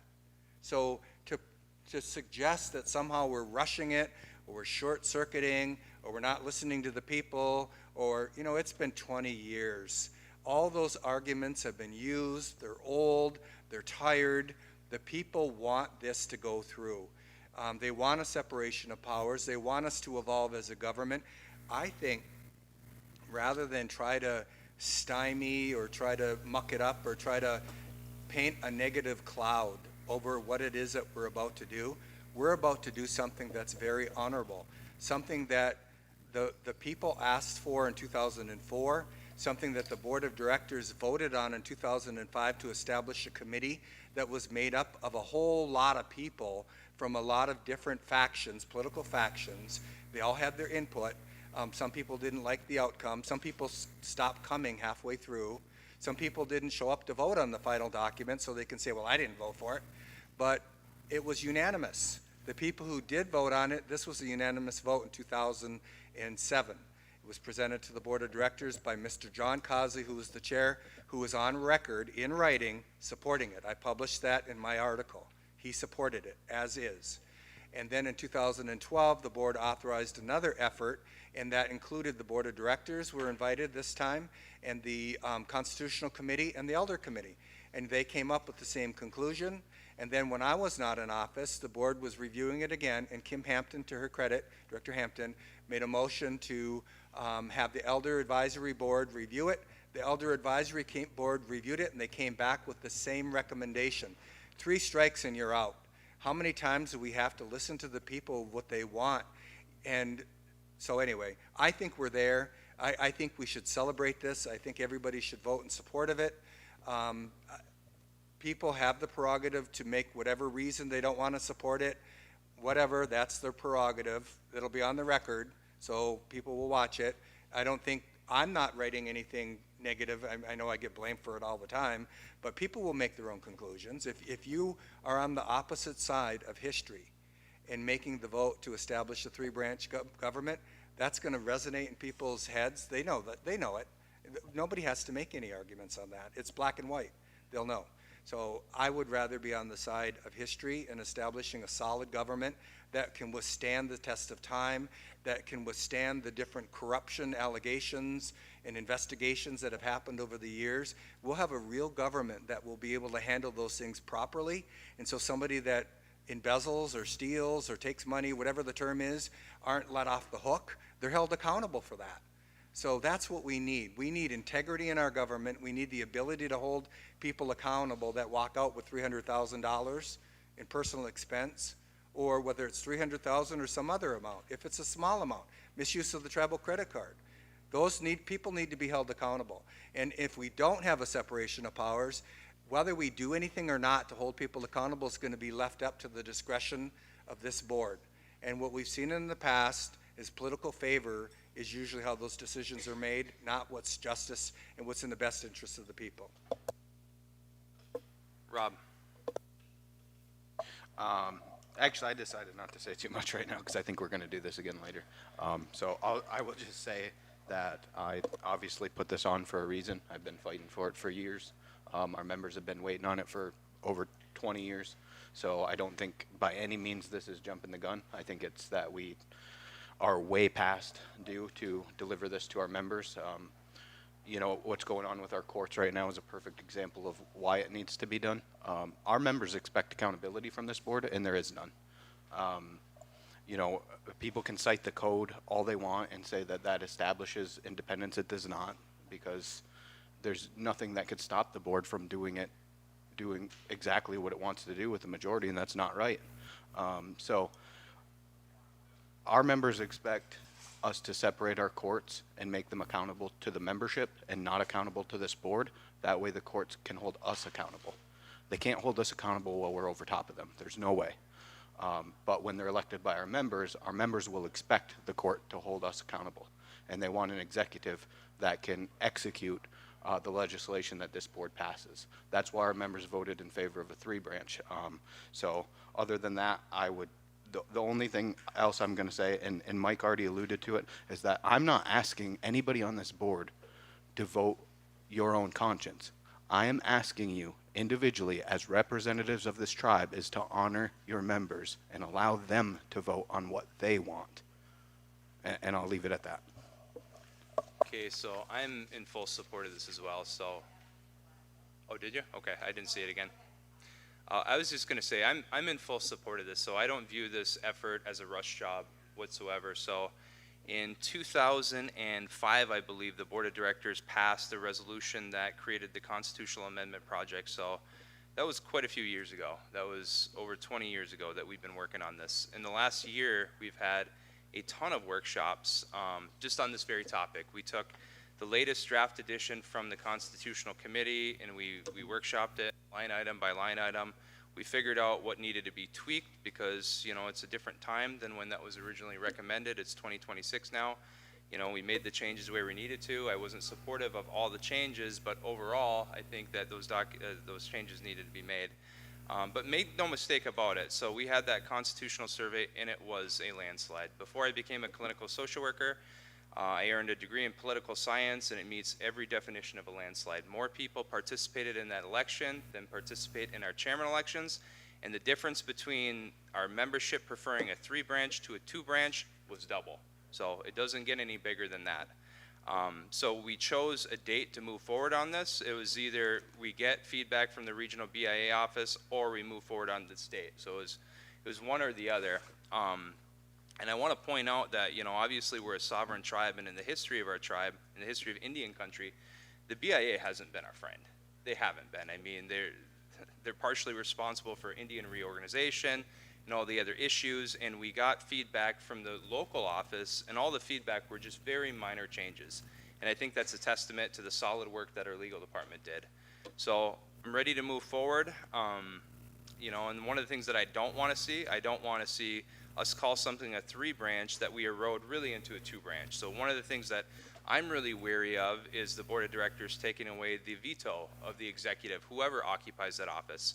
So we have 12 board members, so a simple majority is 7 people. So with the proposed changes with this amendment, if the OGMA were to veto a resolution, you would have to have 9 to overturn it. So 7 to pass it, 9 to overturn it. That's just 2 more people.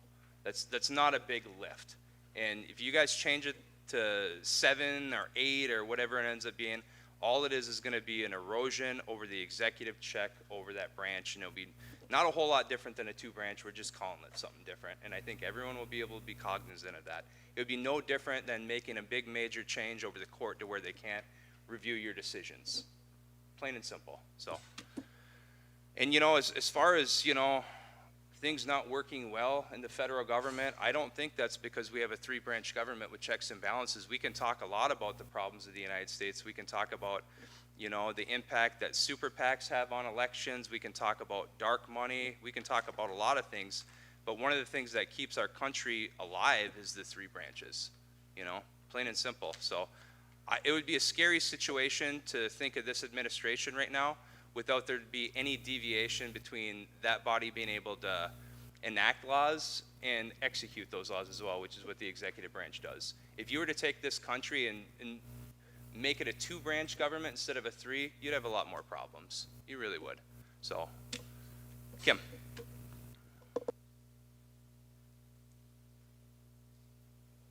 Okay, I just want to reiterate that if I vote no tonight, it's not because I'm not in agreement of sending this out to the vote of the people, because I am.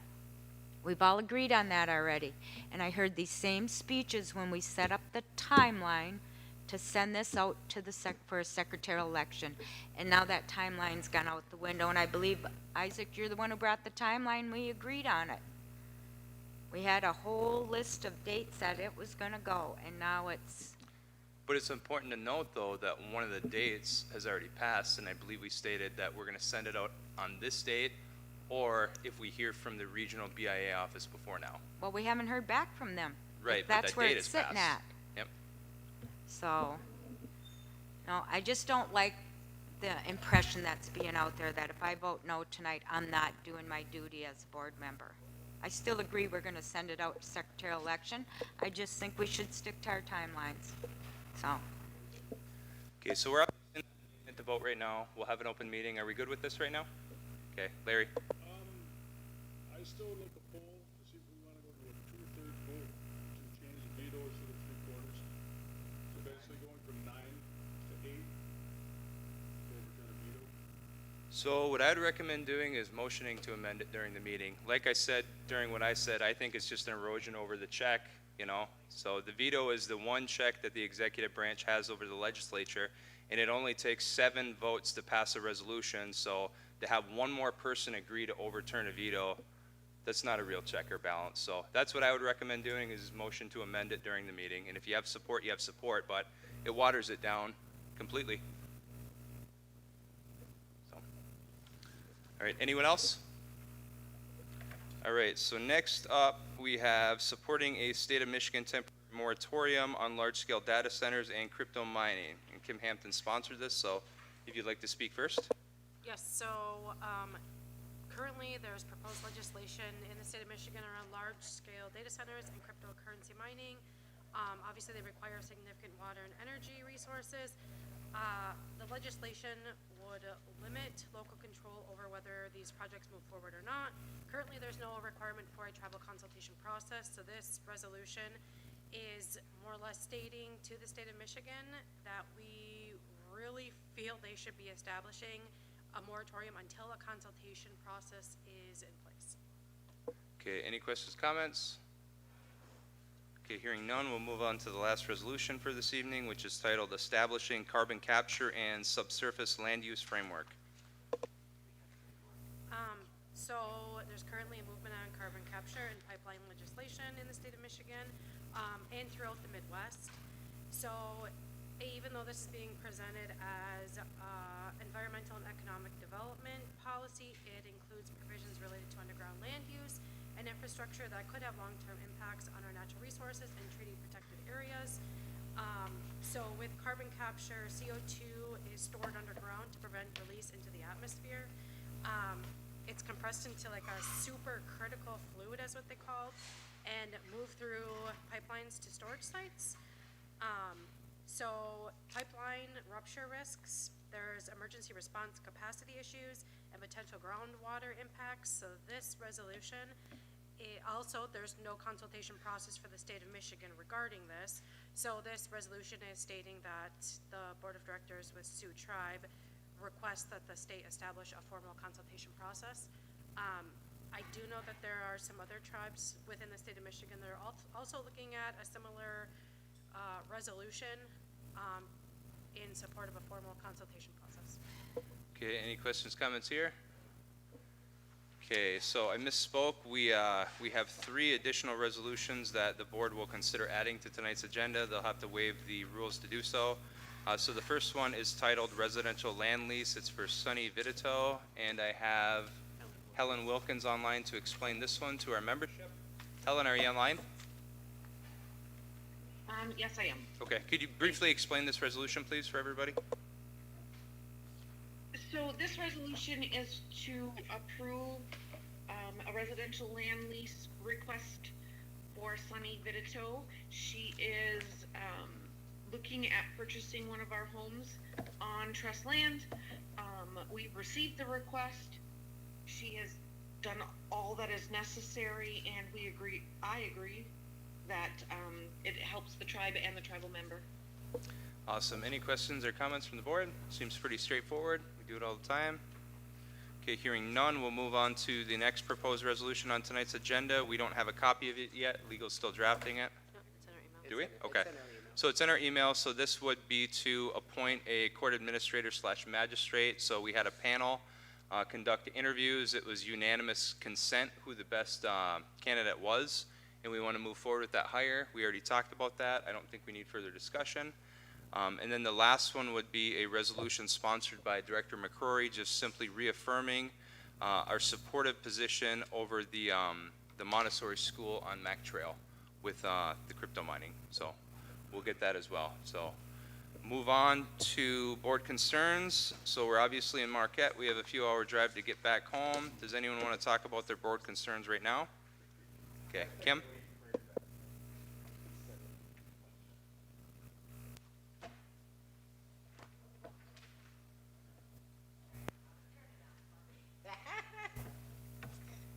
Thank you. Mark Eitram, the Sugar Island Township Supervisor, approached me and wanted to know about creating an emergency plan which would involve billeting and feeding of Cloverland Electric employees and contractors during emergencies on Sugar Island. And it would be more feasible for them to stay a night or 2 on the island instead of having to drive all the way back to Daft or come back the next day, because we've had a lot of trees down, lines down, roads are blocked. And they wanted to know if they could use the culture camp for those emergencies. And I told them I would bring it here and find out who we would need to have the discussion with, because if we have culture events going on, but I don't think we have a whole lot going on when we have that kind of weather. And it's usually winter. Yeah, no, I mean, we don't use the cultural camp over on Sugar Island a ton. Obviously, we have, you know, the spring ceremony, we have the maple syrup camp, things like that. I think we had corn camp in years past, but obviously they would be restoring power to Sugar Island where we have a ton of residents. So I don't have a big issue with it. Obviously, you know, you should have a conversation with Cody Jodwin, who's in charge of language and culture and oversees that building, but I think that's a good idea. I'll refer him to Point of Cody. information, just for Kim. Hey, over the years, I became pretty good friends with the CEO of Cloverland, Mike Heiss, and I'll reach out to him and see what his thoughts are. Okay. Okay? All right, and I'll let Mark know you're going to do that, and I'll refer him to Cody. Okay. Awesome, Kim. Anything else? You good, Kim? Yep. Okay, Thank you. Mike. Kim, like if we're gonna have that discussion and maybe do like a memo of understanding, that if we do go that route, that they have to make sure that they realize that that is a cultural place, and so we'll have to make sure that those provisions are taken into consideration, that they're respectful of, like, No having alcohol, beers there after yeah. their shifts, Yep, stuff like so that, yep. just stuff like that, make sure that's included in the Yep. conversation. Absolutely. Isaac? Hey, I just want to take a minute and thank Tyler for this great center here. What a phenomenal job. Thanks, buddy. Another addition to our tribe. I know you're probably shocked that I was going to do that, but I do give credit when credit's due. Okay, does anyone? Good, Tyler. Don't let his head get too big, though. No, so I actually in turn want to thank all of you because if you can recall, I had made a plea for you guys about a year ago to influx additional COVID support money to finish out this project. And had you not done that, there would have been an incomplete parking lot and site plan. So we have a completed building. It's just ready for people to move into. So you guys can send services this way. That'd be great.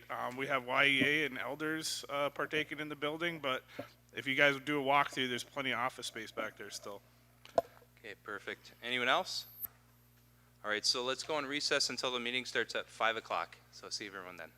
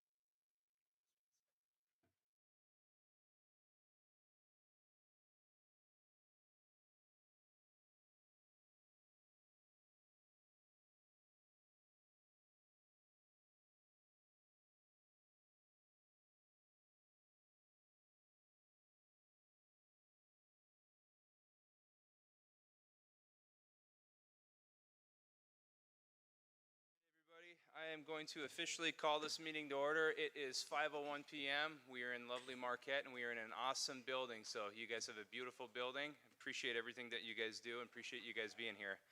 Let's start with roll call, please. Kimberly Hampton. Here. Tyler LaPlante. Here. Rob McGrory. Here. Michael McCurchy. Kimberly Lee. Here. Isaac McKechnie. Here. Lana Cosley Smith. Here. Larry Verbo. Here. Bridget Sorensen.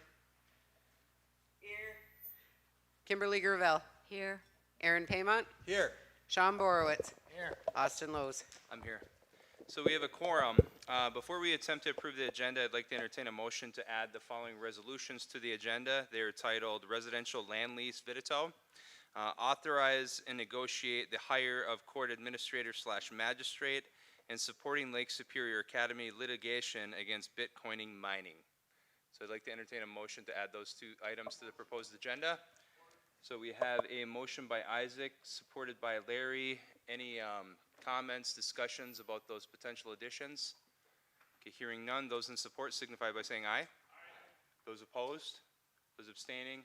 Motion carries. So let's go on to approve the agenda. So on tonight's agenda, we have invocation, we have membership participation, we have the approval of minutes from 5/5/26, and we have the following resolutions. They're titled FY 2027 Budget Modification Document 001, NRD Air Program Development, Intern Program and Third-Party Revenue, Higher Education and Third-Party Revenue, Health Sue Optical and Third-Party Revenue, Tribal Court FY 2026 Budget Modification, approving MOU Bark River Harris School, approving MOU Red Yard Area Schools, approving MOU Lachino Community Schools, rescinding Resolution 2023-102, long-term 2% to Newton Township, USDA RUS Form 515 construction contract, federal clearance requirement for STI, accept resignation of appellate judge, amended constitution submission for a secretarial election, data centers and crypto mining, cryptocurrency mining, carbon capture and subsurface land use, and then the three resolutions that we just added are titled Residential Land Lease Vidito, authorize, negotiate, and hire of court administrator and magistrate, and supporting Lake Superior Academy litigation against Bitcoin mining operation. And then under new business, finally, we have board concerns. So with that, I'd like to entertain a motion to accept the agenda. Isaac beat me to it, so he made the motion. Supported by Larry. Any discussion on the agenda? Okay. The USDA one wasn't supposed to be read in, sorry. The USDA one wasn't? Nope. Okay, so can you find that one for me? Yep, this one right there. Okay. The USDA RUS. All right, so we're going to be taking the USDA resolution off of the agenda. So any conversation? Hearing none, those in support signify by saying aye. Those opposed? Those abstaining? Motion carries. And that brings us to our first item, which is invocation. Larissa Bune is going to be providing the prayer. Rosemary Larson is going to be providing smudging, and the Teal Lake Drum Group is going to be providing us with another awesome song to start us off in a good way.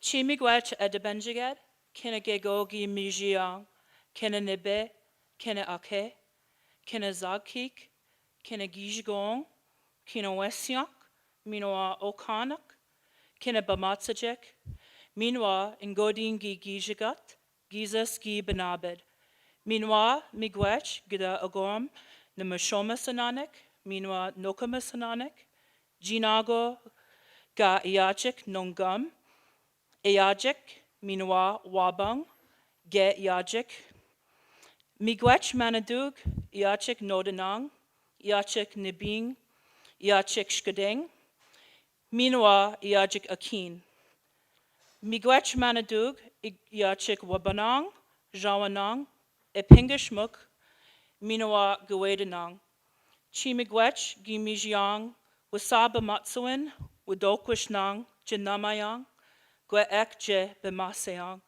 Migwech, migwech, migwech, migwech.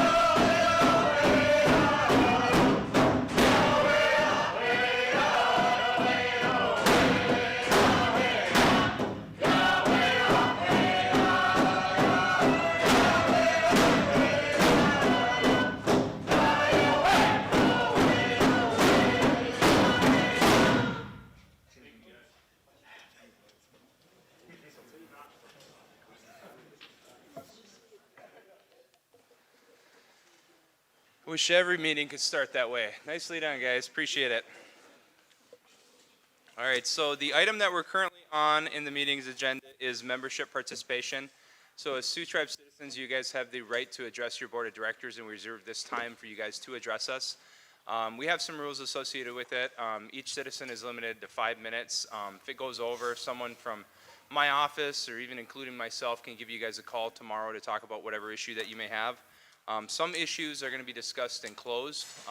You as tribal members can request that accommodation, but sometimes myself as chairman, I'll put people in closed if they're wanting to talk about issues that's no one's business. We stream these meetings. Sometimes we have 5,000 to 10,000 people view these, and sometimes certain issues are more private than public. So with that said, if anyone wants to talk to the board of directors, Mary Genero is right over there. So she has some membership participation forms. I already have a stack of them. So if anyone who hasn't already filled one out wants to speak to us, just flag her and she'll provide you guys with that form. So first up, we will hear from Cody Mayer.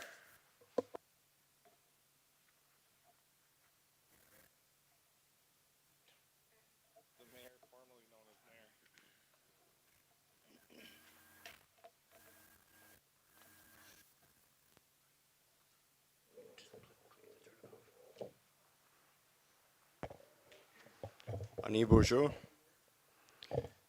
Osasmin Indijnikaz, Jajek Ndodum. My name's Cody Mayer. I'm a resident of Unit 5, living here in the city of Marquette.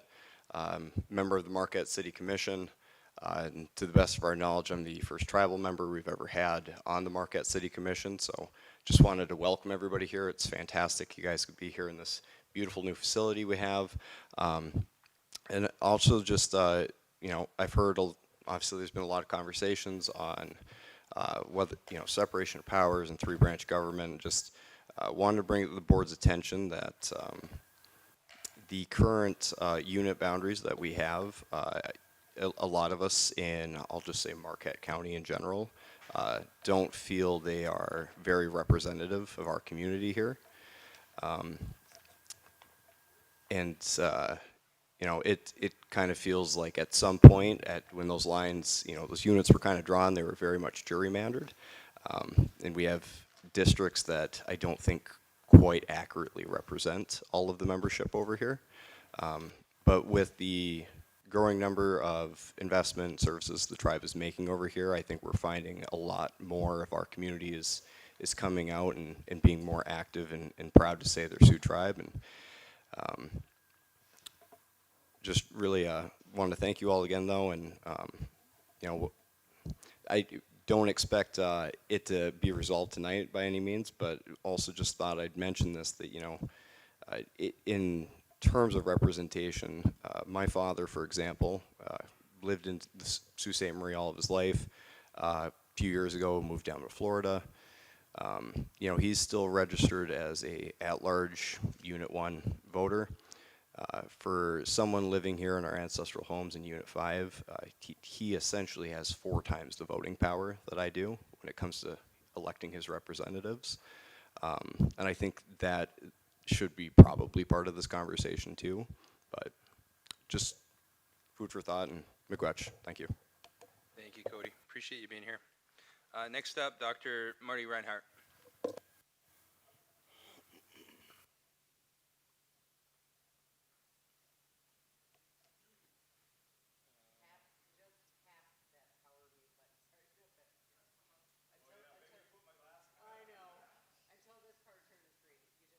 Okay. Getting old here. Bonjour. Wabanag meshe kyak yak dejan kas. Bawating don jaba ajak and do dem. Nishnabe ojibwe ao. Kitchen me bene zibing besha and dading. Betwaying. Kitchen midwanga zibe. Mean wa shush kwanabakag zibe. So my name is Marty Reinhardt. I'm Sioux tribe, Crane clan, from the Sioux. And been living here since 2001, here in Kitchenamebene Zibing, the place of the Great Suckerfish River, or close by, between the Chocolate River and the Escanaba River, which was what I was trying to describe, an area that's now known as Gwin. You might have heard that Willie Nelson song, On the Road to Gwin. No? That's a joke, you can laugh. All right. It's a bad dad joke, yes. Yeah. But our people have been living here for thousands and thousands of years. And if it wasn't our people, it was someone else's people that, we came into contact with. But Native people have been living in this area for a long time. And as they've been living here, they have made their way inland during the winter and back out to the shores during the summers.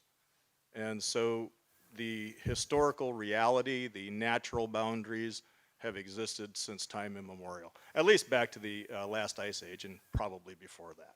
So I think couching the idea of redistricting in historical context is very healthy for us to draw on the knowledge of our ancestors and how they saw this place. When we're looking at it today, it's still reminiscent of the old ways. You know, when the Air Force put in K.I. Sawyer, they put K.I. Sawyer on top of the lands that our ancestors walked between those riverways. We have historical trails between Marquette and Escanaba. Our ancestors followed those trails connecting the two great bodies of water, Lake Superior and Lake Michigan, you know, for a long time. And so people from, you know, south would venture out down to the beaches along the Lake Michigan shoreline during the summer. Our people would come up here. I think our redistricting should follow the same paths. The county paths are kind of laid out like that. Marquette and Alger, Delta and Schoolcraft, Luce County, Mackinac County, and Chippewa. Am I missing some in there? I might be. I still have brain fog from cancer, so forgive me. But anyway, right now it's kind of askew. Unit 2 is very a hodgepodge of everything else. Unit 4 is split between Unit 2 and Unit 5. Unit 5 is split between Unit 2 and Unit 4. It really doesn't make a whole lot of sense. And so maybe it did make sense at one time to the leaders who existed at that point in time in our tribe. It does not make sense today. Today it makes more sense to combine, much like the ISDs, Marquette, Alger, Risa. There's a reason why it's Marquette, and Alger County. There's a reason why it's Delta Schoolcraft ISD. That makes sense for the interaction between our government and these other local units of government. And I know ours is not a local unit of government, it's the nation, but it also acts in many ways daily with local units of government, with state government, and so forth. Anyway, so yes, I'm all about redistricting and also making fairness happen in our board seats. You know, for too long, and I'm from Sault Ste. Marie, but for far too long, sorry Sault Ste. Marie folks in here, but Sault Ste. Marie has been like the big one, right? I mean, it's gobbled up the resources, it's had the board representation maximized.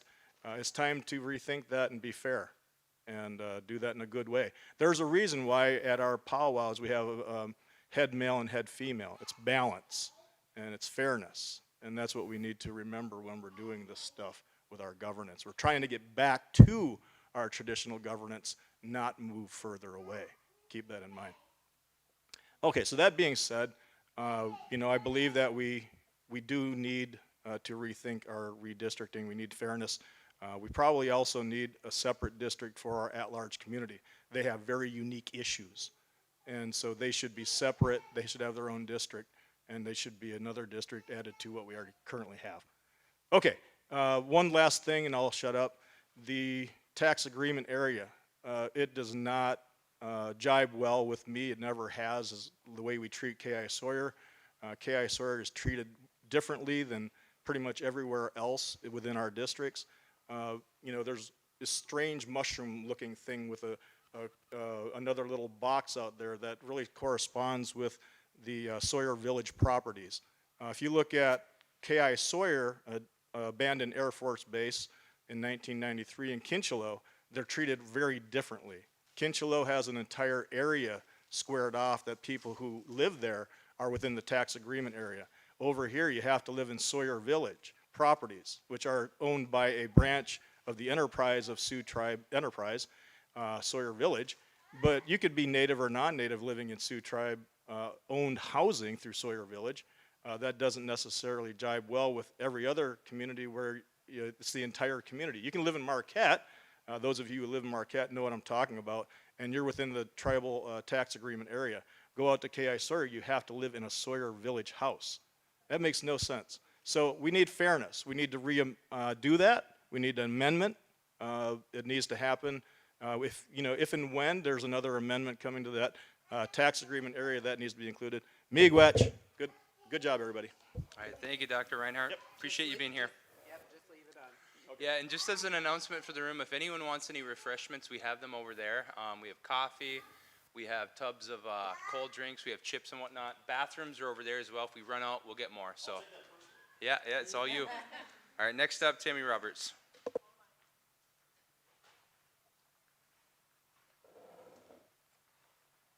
Okay, I am not a speaker. Oh, is it on?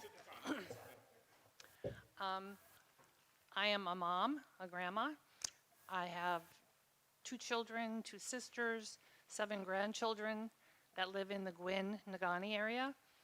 And I guess I'm just now getting involved with our tribe, and I kind of feel guilty for that, but it's been a long road. And I had no idea that Unit 4, I would have to go to Manistee or Escanaba. I go to Manistee and Escanaba, but Manistee for me is an hour and a half drive. Escanaba is an hour. This is a 20-minute drive for me. I live in Gwin, and I also have some questions about the redistricting. I think it's a wonderful idea, and I've always questioned why Sawyer Village has the tax exemptions that they have. I live 5 miles from Sawyer Village. So that's really all I had to say. I wasn't prepared to speak, but I just think it's important that you know that I represent our family. And I think it's important that the redistricting happen. Thank you. Appreciate you being here. Next up, Laura Beauchamp, and I apologize if I mispronounced your name. Close enough? Close enough. All right. I live in West Branch Township, which is in Marquette County. And I want to say I have been coming to tribal events here for a couple of years. I have gotten my health care in Munising for many years. And I appreciate everything that's done. I appreciate being a guest here in Unit 5 at their functions. And I also recently have went to Escanaba at a function, and I felt very welcome there. So to me, the whole redistricting is distance. I live 11 miles from here, from this center, and I live 60 miles from Escanaba or 90 from Manistee. So that's my point. And I'm speaking also for my brothers, and my brother lives in Scandia, my sister lives in Ishpeming. So it's the same deal. It's distance, and both units have made us feel welcome, but it's purely makes sense Marquette County be part of District 5. And that's all I wanted to say. Okay, thank you so much. Thank you. Thank you for being here. And next up, Larissa Bune.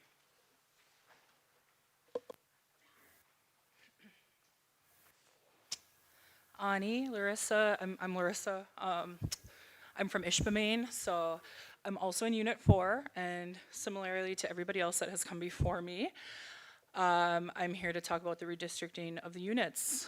I really didn't have too much tribal involvement until maybe, I don't know, 3-4 years ago, when things were kind of more brought to my attention. I never participated in an election until a couple years ago. And when I started finding out, you know, oh, why is my representative from Escanaba or Manistee instead of Marquette or Munising? Munising's closer to me than Escanaba or Manistee is. And I don't mean any disrespect to any of the unit leaders from Unit 4, but you can't really expect them to have such a huge reach. How are they supposed to reach all of these different places, you know? Like, they have enough to worry about in Manistee, which is 2 hours away. And are we expecting them to I mean, they already have to travel to the Sioux for board meetings and everything else. You're asking these people from Unit 4 to take care of such a huge area in comparison to Unit 5, where it's only a small part of Marquette County and a small part of Alger, and you've got an hour between the two major points in Unit 5.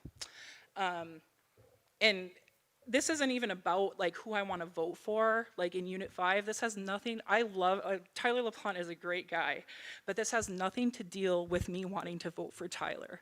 It's me wanting to have control over the area that I, live in. I come here, I participate here. I want to be able to have a say in who is going to be making the decisions for this area. It has nothing to deal with either representatives. It's dealing with like physically where I am. Another thing is like you've got the elder board here in Marquette. My mom is on the elder board and she lives in Ishpeming. She's Unit 4, but she's on Unit 5's elder board. She works closely with Tyler LaPlante. Again, why, it doesn't really make sense, it doesn't make sense. So why is my mom dealing with the elder board for Unit 5 when she can't even vote for the representative that works with the elders? Yeah, so those are basically my points. Anyway, but yeah, so I really think that it's time to really look at this map again. And it might not even be just our area. You might want to look at other districts. You look at how the map, it just doesn't quite make sense. And I think if you want more people involved in this tribe, you have to make it make sense. You have to make it, why would I vote for somebody when, no offense, but I don't see them down in our area. I see Tyler LaPlante like every other week. So it's like, how are you going to get tribal involvement if you are actively keeping them from being involved in the areas that they are living in? Thank you. Miigwech. All right, thank you. We appreciate it. Thank you again for the prayer earlier today. Next up, Robert A. Roddy.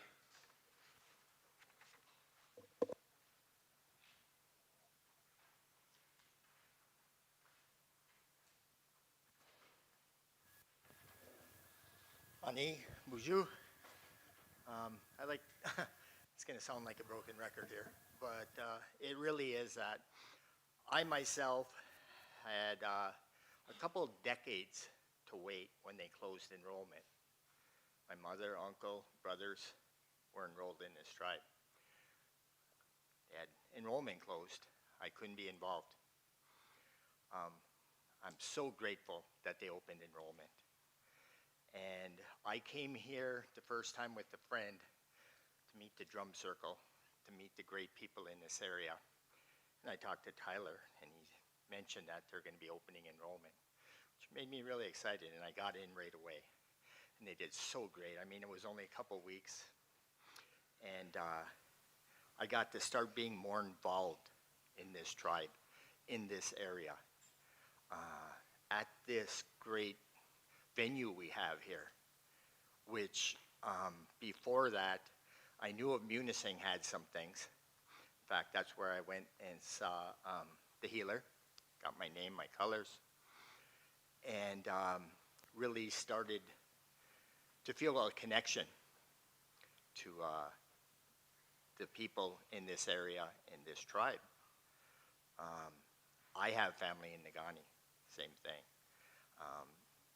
Nothing against District 4. I mean, I met Larry at an elders meeting that I go to the elders meeting here. I'm going to fill out paperwork to be an alternate on elders, but the same thing for me, it's an hour and a half to Manistee or more. And, for us, we have other people that have already spoke that are having language classes here, which, unfortunately, I can't go an hour and a half all the time to Manistee and try to find that. I am like 18 minutes away from here, and I've been so accepted to the people of Unit 5 and this tribe. I thank everybody for that. The last 2 years has been just great. Being able to be with the Teal Lake Singers and be involved in the culture that I feel run through my veins is something that I never thought I'd have in my life. And I'd love to be able to be represented here, where I am, where we gather for the future of my kids and grandkids that are in Nagani, And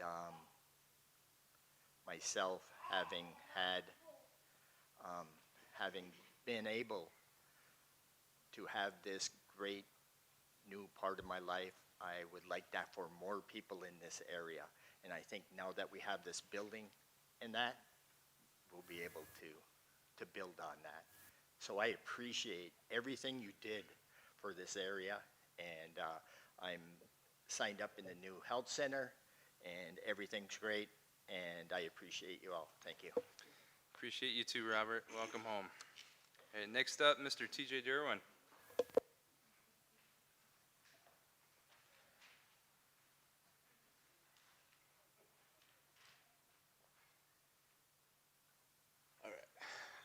Everybody yielded their time to me, so I'm going to take about 25 minutes. Actually, I'm just kind of going to echo everything, but I spent a really tough 10 minutes concentrating to write this stuff down, so I'm going to read it. So yeah, like everybody said, I'm here to talk about redrawing the units. So for a long time, many of us that live in the outskirts of Unit 4, we didn't really care what unit we were in because it didn't really matter. It's because on the west end over here, we weren't really receiving many advantages from being actively engaged anyway. That's because most of the resources and stuff are concentrated in the Sioux, or on the east end. And we had to kind of just do our own thing over here. However, in recent years, as kind of has been brought up and has been shown, there's been more and more of a tribal presence in Marquette. And the tribal citizens, the Sioux tribe citizens that reside in Ishpeming, Negaunee, and Gwin, we've seen a huge growth in services, in cultural opportunities, and in overall tribal engagement. And a sense of pride, again, in being Sioux tribers. All right. And, you know, the Unit 5 rep, they know us over here. And it's partly because of, you know, engaging with the communities here, but it's mostly because we demanded that we be included in the decision-making when it affects our greater Marquette County, our community, you know. So this is our home, right? It's where our relatives and our friends, we all live. It's where we should have an active representative. I mean, we're way, you know, like they said, we're way closer to Munising in Marquette than we are from Escanaba and Mastique. I mean, we even had to get special permission to attend Marquette's Christmas parties and elder picnics, so that the travel to our official unit get-togethers and gatherings wasn't so much of a burden for our families and our elders. And that's happened over the last several years. You know, like before that, we had to go to Mastique, you know, to go to our Christmas parties and things like that. And I was digging. Granted, I don't exactly know where to look, but I've never really gotten an answer on how those units were drawn up in the first place. And all it kind of left me with was some assumptions, and my assumptions aren't usually good because I'm a skeptical person most of the time. So, so it kind of leads me to believe that it was just to kind of dilute the unit vote, you know, and make us not as powerful over here, because we are. If we're a powerful group over here, but if you separate us and put half of us in Unit 4, half of us in Unit 5, we can't collectively make our voice heard.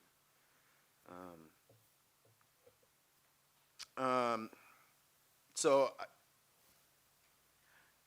38 of my 48 years on this earth here have been either in Negaunee or Gwin. That's where I've lived. And in that time, I've seen our unit representative come over to like our neck of the woods over here, like a whopping 3 times, you know, in the 38 years that I've been here. And I'm not like saying I'm like king of the Nishnabs or nothing over here or anything like that. Like, you ain't got to know me. But I guarantee you, if I lived in Mastique or if I lived in Escanaba, like, you'd know me because I would just make myself known. You know, it's hard to get known from a representative that's not here, right?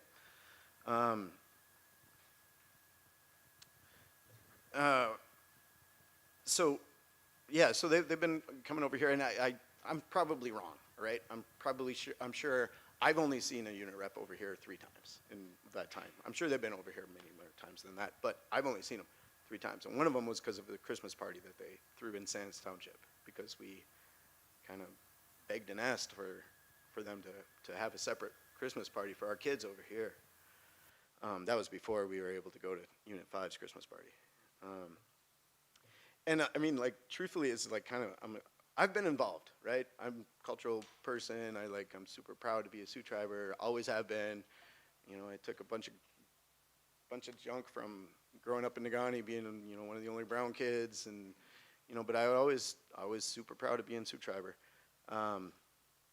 But truthfully, like, before I could vote in tribal elections, I thought I was in Unit 5. I thought I was a member, because we'd always go to, you know, Munising for services, and I'd have to go to Manistee to get, you know, my teeth cleaned or my wisdom teeth pulled out or whatever. But my family would always go to Unit 5, to the Unit 5 rep, because they were the ones that knew, they were the most knowledgeable about what the area's needs and wishes were, right? And I mean, I will say, like, Kim's done a really, really excellent job of, like, being responsive. Oh, time. All right. I told you, they yelled it. No, I'm just kidding. All right, that's it. So I am humbly but, like, adamantly asking you guys to do this, make this a resolution. It doesn't have to be a constitutional thing. It can be a resolution until you get it done constitutionally. But make it happen, okay? All right, thanks, TJ. Thanks for being here. Next up, Paulette Farmer.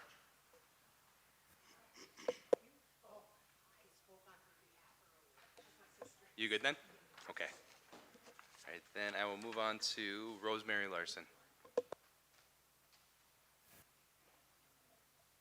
I have visual aids to be shared.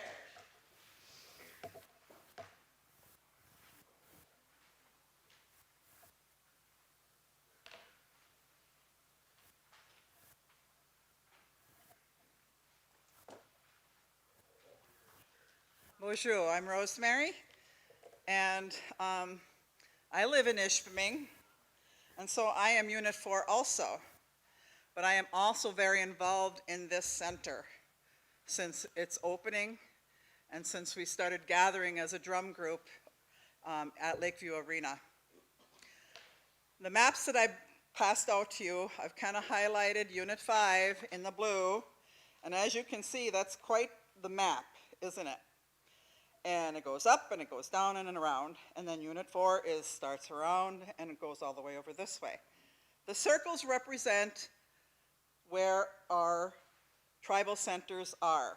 So the ones that are in the top are Unit 5s from Munising and Marquette, and the lower ones are Unit 4s, which is Escanaba and Manistee. And that's a 30-mile radius. And so for us people that live in Ishpeming, Champion, Republic, Gwin, you can see where the closest unit tribal center is for us. So I urge you also, as everyone else has, to look at redistricting our units. I live 77 miles away from Escanaba, one way. I live 101 miles from Manistee, one way. And so for me to be active in my unit, I would have to travel that to go to any meals that they would have, any workshops, any elder service stuff that you wanted to be involved in. I would have to drive that far. And I can tell you I don't want to do that in the wintertime and have to come back at the night with the deer. So I really urge you to look at that. And I'm not, and that's just Ishpeming. You can look at Champion's farther, Republic's farther. And for them to have to travel that far too also would be a big thing. But not only the driving, it's the representation for this unit also. I think having one director for this service area of Marquette, it's very unfair. I think we need to be more equalized within our voting because it is also kind of tipped towards the eastern end. And now that we are finally having services over here with our beautiful health center that we have now also, and I hope you guys had a chance to look at that while you're here. If you haven't, come back and look at it because it's really wonderful, and we're very thankful that we finally have something in our area that we can easily get to and not have to try to drive to Munising, you know, to get to our services. So I thank you guys all for approving that, and also for this building. Tyler has put a lot of work into getting services and things done on this end, and now I think we're finally getting noticed that we're over here, and we are part of your tribe.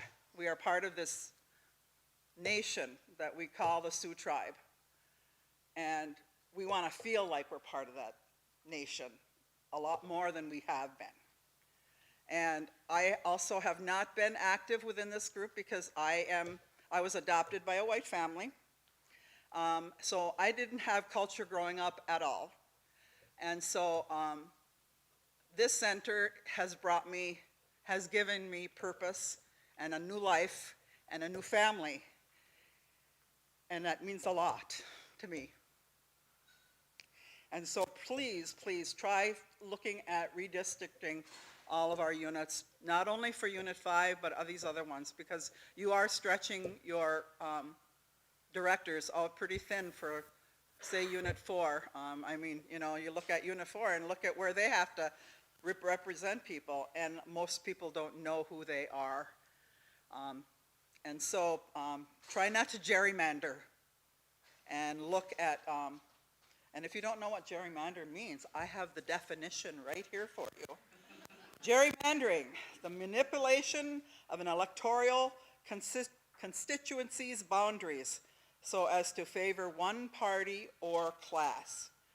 Gerrymandering protects the party lines and keeps bad incumbents in power. So thank you very much. Miigwech. All right. Thank you, Rosemary. Next up, Vicky Carwalden.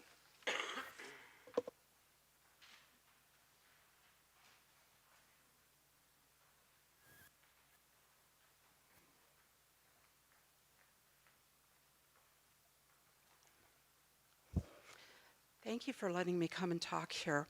This is really exciting for me. I've been able to visit here, I think, 4 times, and never spoke here, just kind of wandered through. And I've only spoken in the Sioux and in Manistee, and Munising, of course. So this is extremely exciting.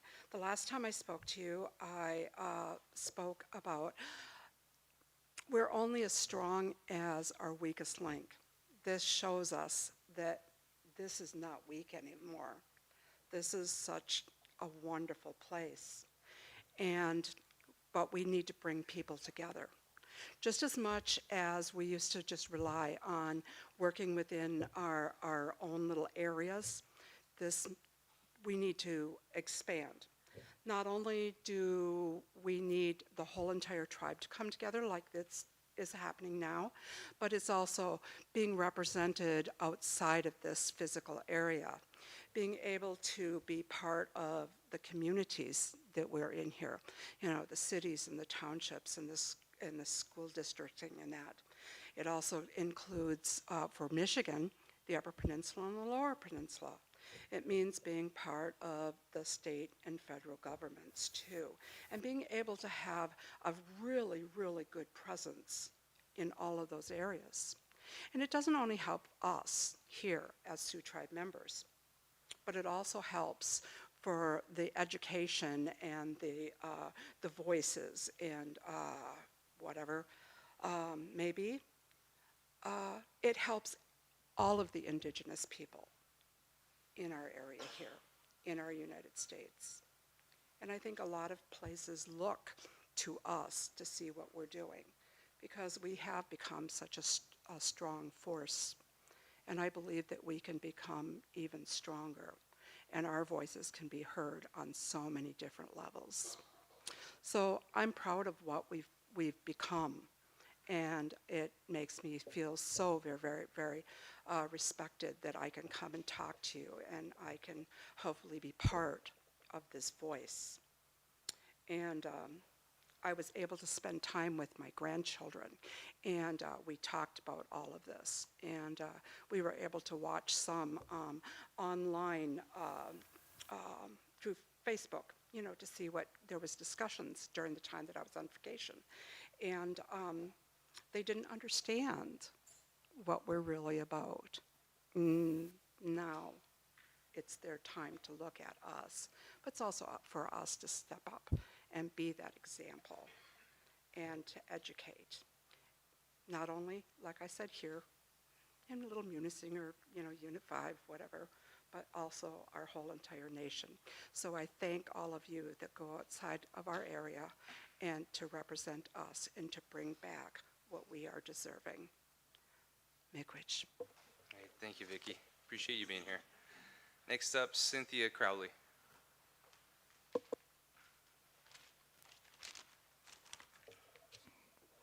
Hi, I'm Cindy Crowley. I'm elder in Unit 5.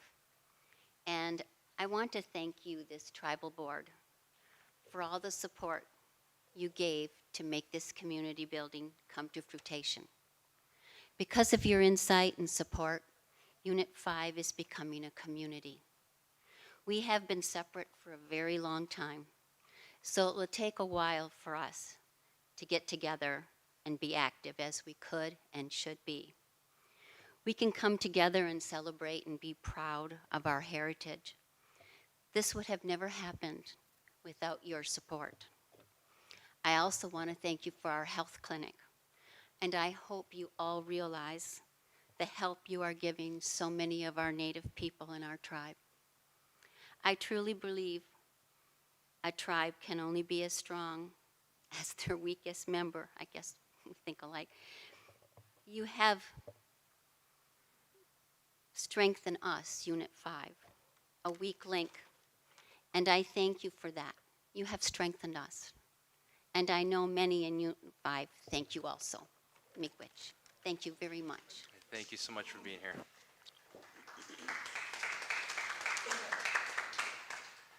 Next up, Stephanie DePietro. And this will be closed as well. So is Stephanie here right now? Okay, Stephanie. So I'm going to ask the tribal members here in attendance, is there a good room they can go to, Tyler? Okay. Okay. Bob, can you walk everyone out there? Yeah, appreciate it.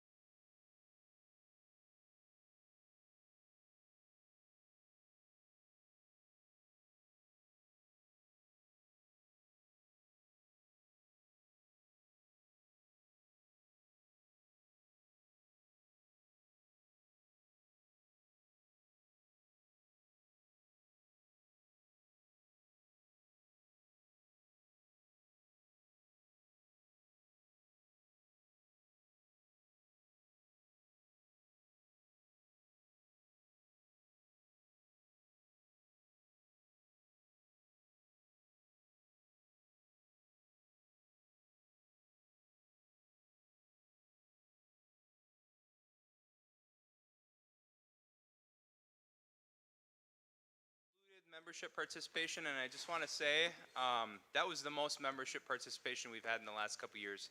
So I appreciate everyone showing up and providing that input, truly. That brings us to our next item, which are minutes from 5/5 of 26. I'd like to entertain a motion to accept them. Motion from Isaac, support by Larry. Any discussion on the minutes? All right, hearing none, those in support signify by saying aye. Those opposed? Those abstaining? Motion carries. Thank you. And that brings us to resolutions. The first one for this evening is titled FY 2027 Budget Document 001. Be it resolved that the Board of Directors of the Sault Ste. Marie Tribe of Chippewa Indians hereby approves the FY 2027 Budget Document 001, totaling $19,138,317. Okay, so we have a motion from Isaac, supported by Larry. Jen, could you please explain this resolution to our membership, please? Yes, I can. Good evening, Jennifer Clare from the Budget Department. This is a request to establish the approval of the Schedule A 2027 budget. There are 67 budgets in total. 50 are buildings and 17 of them are governmental programs. And there is no tribal support requested in these. Okay, much appreciated. Any questions or comments on this resolution? Hearing none, those in support signify by saying aye. Aye. Roll call. Those opposed? Those abstaining? Motion carries. Thank you. All right, next up, NRD Air Program Development. Be it resolved that the Board of Directors of the Sault Ste. Marie Tribe of Chippewa Indians hereby approves the establishment of an FY 2027 budget for air program development with federal EPA revenue of $72,388, no effect on tribal support. Motion. Motion from Isaac, support by Larry, and just for clarification, we didn't roll call the last resolution because it had a total amount of 19,000. We roll call resolutions that are over 50K. So is there any discussion on this resolution? Oh, it's 19 million. Sorry. I missed the comma or two, right? So, The record will show that it was unanimous consent, so you had yeah. All right, so we got unanimous consent. All right, so any discussion on the NRD? Well, let me back up. Danny, do we have you online? Nope, Robin Bouchard. Robin Bouchard, okay. So Robin Bouchard does air quality control work for the Sioux Tribe. Could you please explain this resolution to our members, please? So this is the first year of a 2-year grant.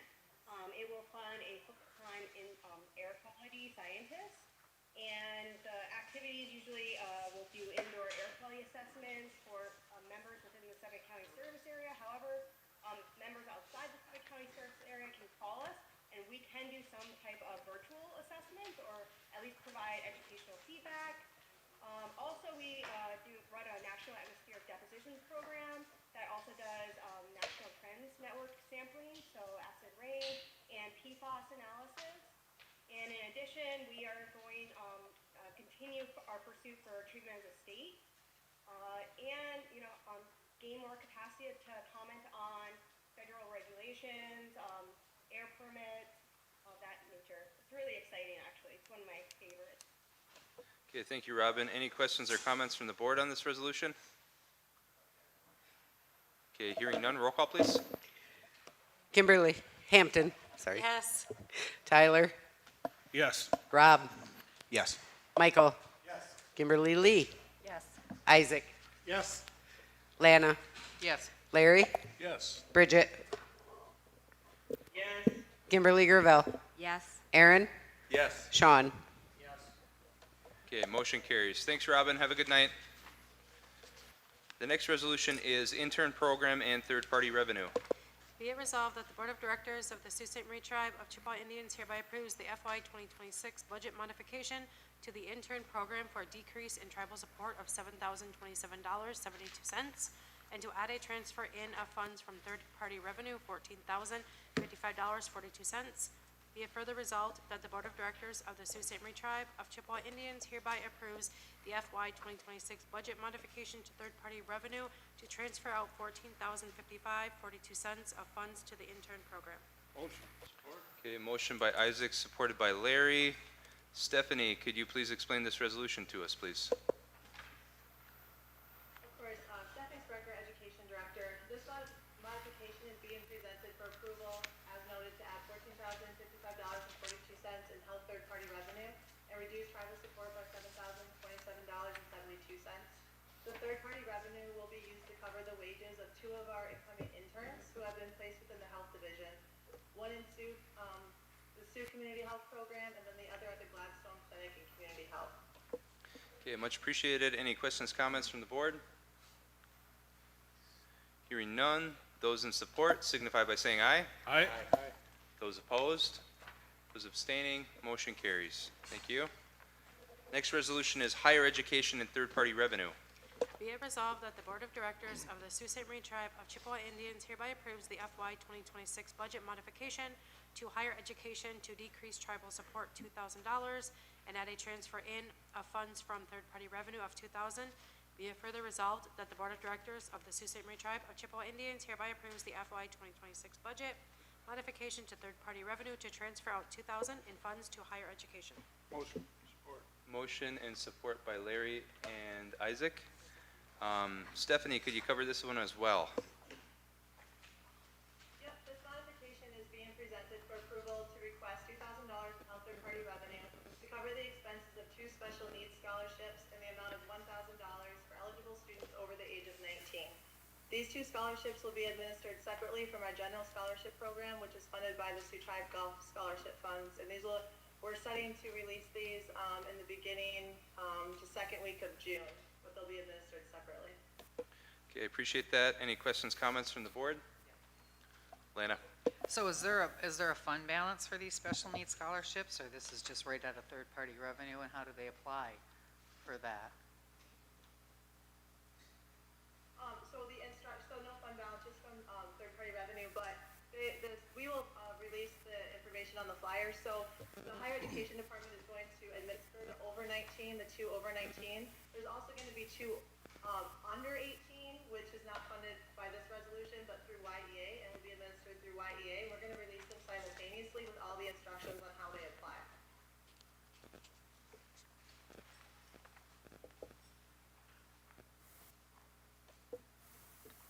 Anything else?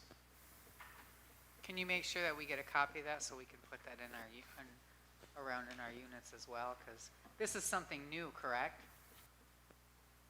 No, so actually, we always have had special needs scholarships. I believe the resolution was first approved in the 1970s. These were wrapped in with our scholarship program originally through like our general scholarship program.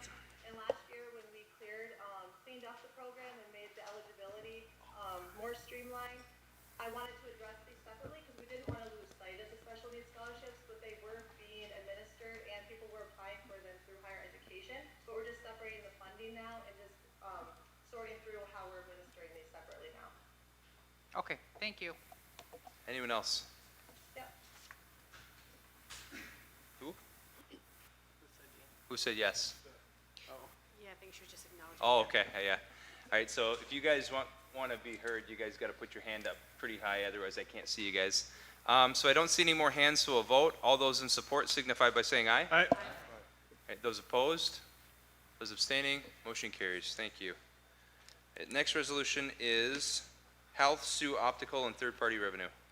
Be it resolved that the Board of Directors of the Sault Ste. Marie Tribe of Chippewa Indians hereby approves the FY 2026 budget modification to Sault Ste. Marie Optical for an increase in funds from third-party revenue of $91,131.97. Be it further resolved that the Board of Directors of the Sault Ste. Marie Tribe of Chippewa Indians hereby approves the FY 2026 budget modification to third-party revenue to increase the transfer out of funds to Sault Ste. Marie Optical by $91,131.97. Motion from Isaac, support by Larry. Carrie, could you please explain this resolution to our membership? Yes. Good evening, everyone. Carrie Rogers, Clinic Manager of the Sioux Health Center. I would like to respectfully ask the Board of Directors to approve this budget mod to add a new job description to the 2026 optical budget. We're actually eliminating an optician 1 position and adding it's an optical lab coordinator, and that position will have special duties as far as they're going to be tracking our billing closer. They're going to be ordering the glasses. They're going to be the ones that are working with our eyeglass reps. Just kind of a lead on the next gen project as well. If you have any questions, let me know. Thank you, Carrie. Any questions, comments on this resolution? All right, hearing none, roll call, please. Kimberly Gravel, Yes. Kimberly Hampton, Yes. Lana, Yes. Bridget, Yes. Rob, Yes. Sean, Yes. Larry, Yes. Kimberly Lee, Yes. Tyler, Yes. Aaron, Yes. Michael, Yes. Isaac. Yes. Okay, motion carries. Thank you. The next resolution is Tribal Court FY 2026 budget modification. As in deputy clerk positions. Be it resolved that the Board of Directors of the Sault Ste. Marie Tribe of Chippewa Indians hereby authorizes and approves the deputy clerk positions shall be budgeted to the maximum rate of pay for the position. Be it further resolved that the Board of Directors authorizes the Board Administrator to complete an administrative budget modification to reflect the deputy clerk positions budgeted at the max range and to request wage reviews to ensure internal equity for the position. Be it finally resolved that the Board of Directors hereby authorizes and approves the use of available BIA and/or opioid funding for cost center 2780 judicial services to bring the deputy clerk positions to the max range. All right, motion by Isaac, support by Larry. Let's see here.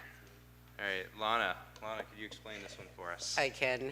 This is, so back in 2025, you had already approved a resolution, number 129, that allowed the previous court administrator magistrate to budget these positions at the max range.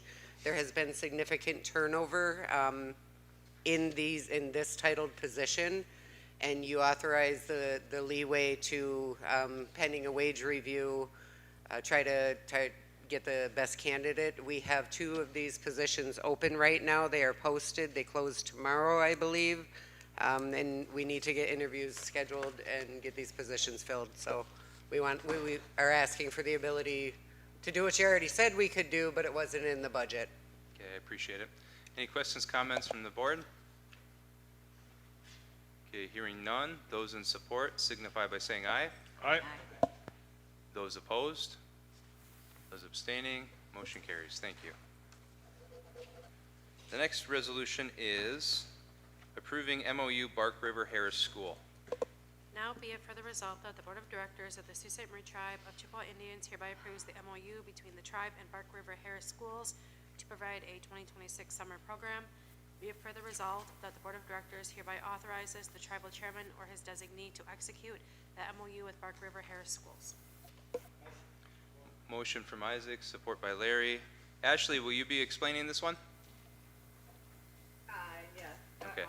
Ashley Melfi, Assistant Director. This agreement is being presented for approval to execute an MOU with Bark River Harris Schools to facilitate a summer program for the Escanaba YEA students. In the MOU, you'll see what resources Bark River is providing as well as our YEA program. Bark River is providing space and transportation to and from field trips for our students. Okay, thank you. Any questions, comments? Hearing none, those in support signify by saying aye. Aye. Those opposed? Those abstaining? Motion carries. The next resolution is approving MOU Red Yard Area Schools. Now be it further resolved that the Board of Directors of the Sault Ste. Marie Tribe of Chippewa Indians hereby approves the MOU between the tribe and Red Yard Area Schools to provide a 2026 summer program. Be it further resolved that the Board of Directors hereby authorizes the tribal chairman or his designee to execute the MOU with Red Yard Area Schools. Okay, motion from Isaac, support by Larry. Ashley, could you explain this resolution as well? This agreement is presented for approval to execute an MOU with Red Yard Area Public Schools to facilitate a summer program for our Red Yard YEA students. Again, in the MOU, you'll see what Red Yard is providing and what YEA is providing. Red Yard is providing space, breakfast and lunch, and transportation for field trips. YEA will provide staff and other resources, including supplies, and enrollment instructions and program details will be released hopefully within a week or 2. Thank you, Ashley. Any questions, comments from the board? Lana? I just wanted to make a comment that for the benefit of those online and the ones that are here, we did workshop these this afternoon and ask questions, and they responded to those questions this afternoon. So it looks like, we're sitting up here mute, but questions were asked. I wish Leschenault Community Schools in the next one would provide lunch and dinner, but they're not. Yeah, for you guys' information, we've workshopped each and every item on this agenda, sometimes 2, sometimes 3 times. So when I ask the sponsor to explain it, it's totally for your benefit. We're already aware of it, so we've already discussed it multiple times. Anyone else? Okay, hearing none, we will vote. All those in support signify by saying aye. Aye. Those opposed? Those abstaining? Motion carries. The next resolution is approving MOU Lino Community Schools. Now, be it further resolved that the Board of Directors of the Sault Ste. Marie Tribe of Chippewa Indians hereby approves the MOU between the tribe and Lino Community Schools to provide a 2026 summer program. Be it further resolved that the Board of Directors hereby authorizes the tribal chairman or his designee to execute the MOU with Lino Community Schools. Okay, motion from Isaac, support by Larry. Ashley? Yes, this agreement, like the last two, is being presented for approval to execute an MOU with Lino Community Schools to facilitate a summer program for our HESO-YEA students. This MOU is actually specifically just for transportation to and from our scheduled field trips and activities throughout the summer. Okay, I appreciate it. Any questions, comments on this one? Hearing none, those in support signify by saying aye. Aye. Those opposed? Those abstaining? Motion carries. Thanks, Ashley. Thank you, Stephanie. Thanks, Lisa. Have a good night. The next resolution is rescinding Resolution 2023-102. Now therefore it be resolved that the Sault Ste. Marie Tribe of Chippewa Indians Board of Directors hereby rescinds Resolution 2023-102 effective immediately. Motion. Support. Motion by Isaac, support by Larry. Holly? Mr. Chairman, Yes. I'll have a question. Okay. Okay, go ahead, Holly. Holly Hoppola, CFO for the Governmental Operations. This resolution is just a matter of formality. What it will do is it will rescind a previously approved resolution in 2023 that ordered the investment of the Jewel settlement funds into the Land Claims Fund. It has since been determined that the Jewel funds are not able to be invested into the Land Claims Fund as they are restricted and they're not intended for that use. Okay, we'll have a board discussion. Start with Isaac. Yeah, motion to amend. And I'd like to amend the motion that the interest earned over the past couple of years be transferred into the Land Claims Fund. Second. So there's a motion to amend this resolution to transfer the interest earned on the Jewel settlement funds and place them in the Lands Claims Fund. Ryan, is that legally allowable? I don't know. We talked about this earlier, that legal was going to look at whether it was or was not allowable. I believe it is likely to be so, but I cannot say for certain because Holly and I haven't done that analysis yet. We've only talked about whether it might be, so I can't say yes or no. So with that, you already obligated funds inappropriately. So legal is stating they need time to figure out whether or not you can use these funds for this purpose. What I would recommend doing is letting this motion to amend die due to lack of support, give him the time to figure it out, and then do it confidently. It doesn't matter if it's a week, 2 weeks from now, so just my recommendation. Aaron? I make a motion to amend to approve the amendment if it's legally allowable. Yes. Second. So there's a motion to amend the amendment to implement it if it is legally allowable. Is there a second? All right, second. All right, so let's discuss the motion to amend the amendment first off. Aaron? So what we would be doing is approving it pending legal clearing it to be able to happen. So nothing nefarious is going to happen. I do believe it's going to be allowable because mostly when we do get settlement funds or even targeted funds for that are restricted funds, in the normal course, interest is the tribes. It's not, and so your CFO's acknowledging it, it's not, it doesn't have the same strings as the principal does. You're required to spend the principal according to whatever those restrictions are. And in this case, we talked earlier today about potentially backfilling some travel support for substance abuse related stuff. So this will be allowable to use the interest. It's something that's pretty clear to me and stuff we've done in the past. So, but my motion is tenable because It only takes effect if legal clears it to happen. Thank you. Okay, anyone else? Lana? Okay, am I allowed to say the amount? I mean, we said it this afternoon in the workshop. We're talking about care. Go ahead. the $2.9 million that we got for that.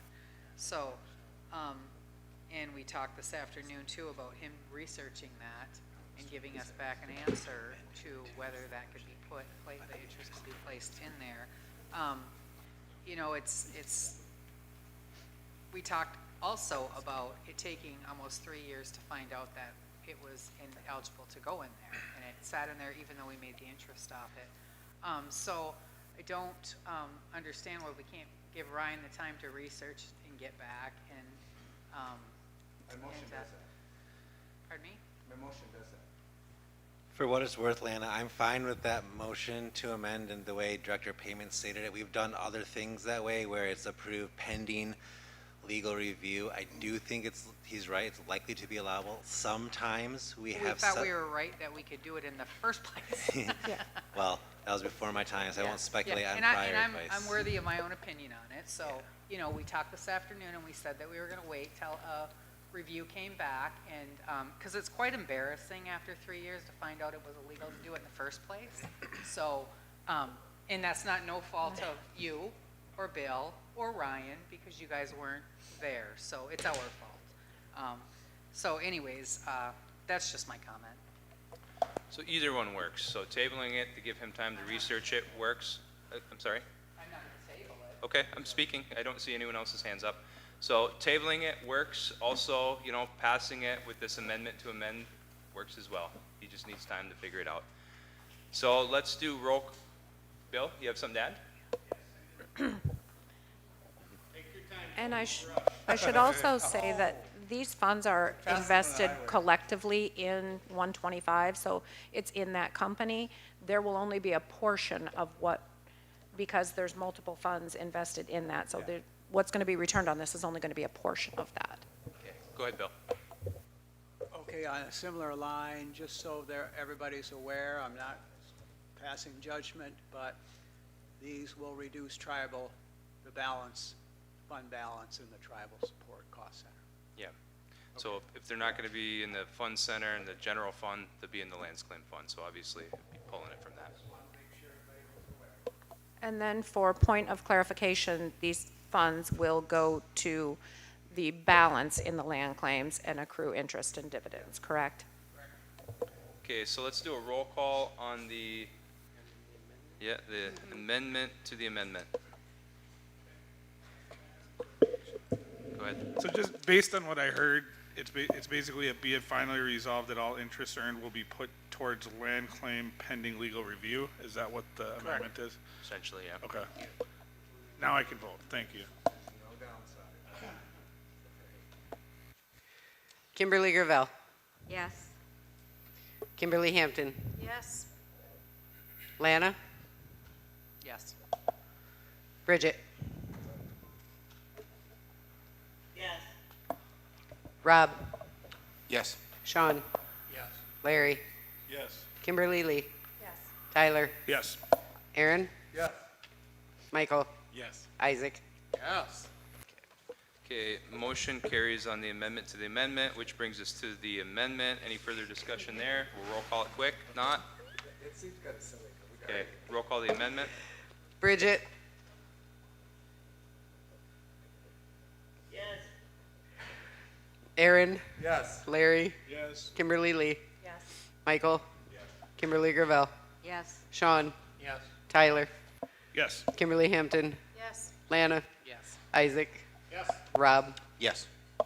Okay, motion carries on the amendment, brings us back to the resolution. Any further discussion? Okay, Kimley.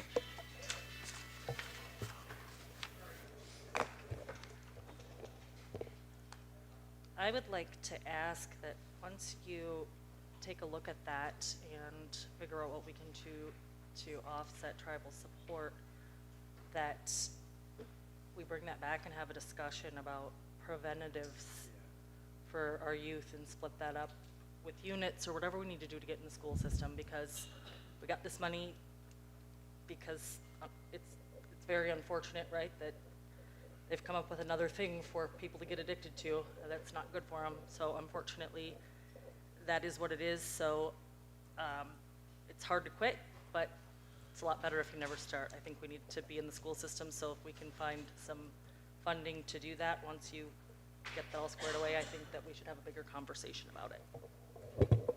Okay, anyone else? Okay, roll call, please. Kimberly Lee. Yes. Isaac. Yes. Kimberly Hampton. Yes. Rob. Yes. Bridget. Aaron. Yes. Tyler. Yes. Lana. Yes. Michael. Yes. Larry. Sean. Yes. Kimberly Gravel. Yes. Okay, motion carries. The next resolution is long-term 2% to Newton Township. Now therefore be resolved, the Board of Directors of the Sault Ste. Marie Tribe of Chippewa Indians hereby commits $7,000 of long-term 2% funding to Newton Township to support the activities of the Gold City Museum. Be it further resolved that the Board of Directors hereby authorizes the legal department with the assistance of the Unit 2 Board of Directors to negotiate and draft a long-term 2% agreement with Newton Township to effectuate this resolution. Be it finally resolved that the Board of Directors hereby authorizes the chairman or their designee to execute any and all documents to carry out the intent of this resolution. Motion. Motion by Isaac, support by Larry. Letitia, could you please explain this resolution to our membership? This resolution is to take, the remaining portion of the long-term Unit 2, agreement that they have with Lewis County Sheriff Department and put it into the Newton Township. Okay, thank you, Letitia. Sorry, did I cut you off too soon? No, that's okay. All right. I had a All right. thought and it led me anyway. Okay, board discussion, start with Aaron. Okay, so when this came up, my first motion that I was going to make was going to be that I would support it, but as long as what that means is we set precedents that if long terms are expiring or no longer needed in a particular unit, that the funds stay in that unit, because that's what they're asking. They're asking for funds that are no longer needed for another government entity in Unit 2 to then be moved to this government entity. So we have that similar situation in the other units, and I would be supportive of this resolution as written as long as it's precedence for keeping our unit funds in our unit. So, you know, it's Unit 1, you know, all the Unit 1 board members should be unanimous behind that. I don't think that's the case, but if it's not the case, the other thing we talked about was the way 2% is doled out right now is long-term 2%, short-term 2%. Those are funds that were negotiated in the 93 compact that have to go to local government. So we have to push that money out to local government. We do have to pay an ad valorem or a payment in lieu of taxes equal to if they could tax us directly. So we do have to give the local government, the principal local government, that amount. We get to decide whether that's the city or the county. That's completely up to our discretion. But then the money above and beyond that is up to the tribe. The Michigan Gaming Control Board has advised the board in the past that the funds that go to local government should go to the community that generates those funds in the first place. We don't do that. We've had legal analyze this in the past, bring proposals to the board, which the board has shot down. Also, they brought proposals to do it based on population, on the number of members within those respective areas. That seems like the most fair way to do it, because if you're in a large population area, we have more people in Unit 1 than all the other units combined, so we should get a proportionate amount for Unit 1. So, but that wasn't supported, so I'm going to make a motion to amend that, because the board said that, well, instead what we should be doing is we should be revisiting this and talking about a long-term strategy. It's important to know that the Board of Directors has not voted on the vast majority of the 2%. Those were done by the chairman before me, and then when I found out that that's how they were done, I brought a motion as a board member to split the short terms up evenly. But so I'm going to make a motion to amend to authorize this for 1 year, not for long term beyond the 1 year, but for 1 year until the board can come back and they can talk about all the 2% and the distribution method and how we do it and come to some agreement on that. So my motion to amend is for 1 year. All right, so we have a motion in support to amend this long-term agreement to last 1 year. and then it will be brought back to us. So we'll have a separate speaking list on the motion to amend. Who would like to speak? This is on the motion to amend. Kim. So this is, Lana, did you want to speak about the motion to amend? Yes, Okay, Kim, then Lana. Is Unit 2 okay with 1 year, or do you want 2? I thought 2 was discussed earlier. that's, I believe, I thought that's what he said. Oh, if there's, Mr. Chairman, if there's no objection, I'll change it to 2, Isaac will change it. Okay. Okay. You guys okay with that? Isaac? Okay. All right, so the motion to amend will change to reflect 2 years. Now I don't need to speak, thank you. Okay, Thanks, Kim. Bridget. You're welcome. Bridget. I wanted to say earlier, staff, but can you hear me now? Yes, we can. Okay. Earlier, when we talked about this during workshop, Letitia had said that she was gonna bring something back this summer with all those details that we could discuss before the fall. And so I don't know why we're pushing this forward when staff is going to come to us with all those, past agreements, and we can work on what the future's gonna hold. I don't know why we're rushing Just things. sitting there. Because what Aaron's saying is a totally different opinion than what he used to say. I have no idea about that. Okay, that's out of order. So, anyone else? Okay, so we'll just vote on the amendment first. Roll call, please. Kim, Is somebody? Rob? So, It's gonna take that. kind of based off what Bridget said, that we have staff that's going to bring it forward for us to have a new plan. Now, I think this is good for Unit 2. I'm okay with it, but I would like to ask the Unit 2 members if we figure out a different plan on how to redistribute this, if this 7 will go towards whatever they're allocated in the future. Make a point of information, because there was a, What? Yep. okay, there was a comment made earlier that this $7,000 was put back into a pot because we took that $17,000 from Lewis County because they said they no longer needed it. And Letitia, jump in if I get anything incorrect. So we had $17,000 that was no longer in long-term 2% for Unit 2.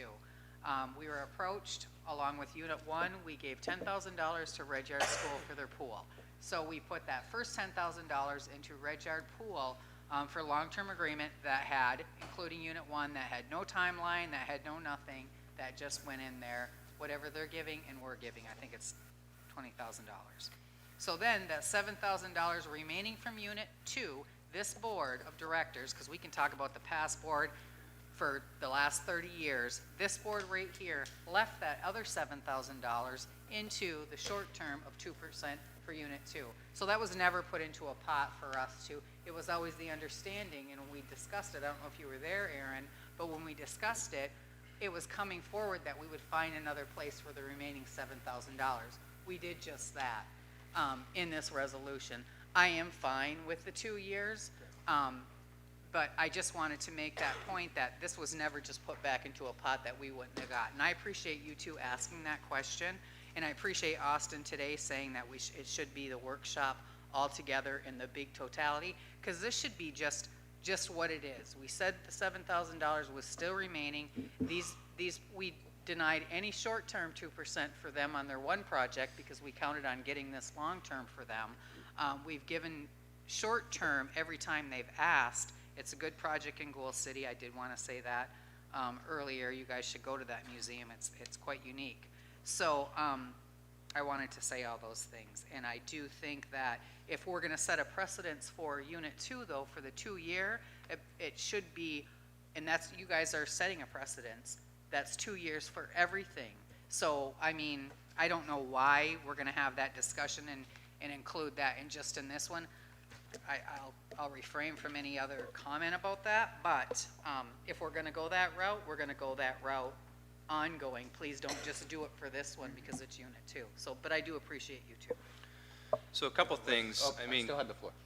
Lana was just. Well, I was just going to say one thing about that. Like, you have to have an expiration date on the agreements. So regardless of how much you spend, you can't just continuously fund it year after year after year. So, you know, if you earmark whatever each unit gets, like, it should be up to that unit how long those long-term agreements last. But to just say they can go for infinity doesn't work. I didn't say that. I know, but what I'm saying is, Unit 1 might want to fund one of their long-term agreements for longer than 2 years, and they should have that discretion just like you just did. So, Rob? Well, I think if the decision is across the board that we review every 2 years, we could review and then decide to continue funding that within our unit. But what I will say is that Lana's right, that was the discussion before, that 7 would be left for Unit 2 to do what they want with, so I'm gonna honor that. But with that said, in the future, when we do have this workshop, I am gonna be advocating to distribute this proportionally, either to the proportion that is generated within the casino within each unit, because that is the point, is to offset any of the effects of gaming within the community that the casino is in. So I think that should either be the case, or if that doesn't work for the majority of this board, I would strongly advise or advocate to proportion it by the number of members within your unit, because a unit with 10,000 people shouldn't get the same amount of money as a unit with 1,000 or 2,000, and this ain't a unit war, it's just speaking fairness of funding, allocating funds proportionate to the members within your unit, so we could each, on average, do about the same for our members. I just don't think it makes sense to split everything equally when the proportion of members within our unit is not even close to equal. Tyler?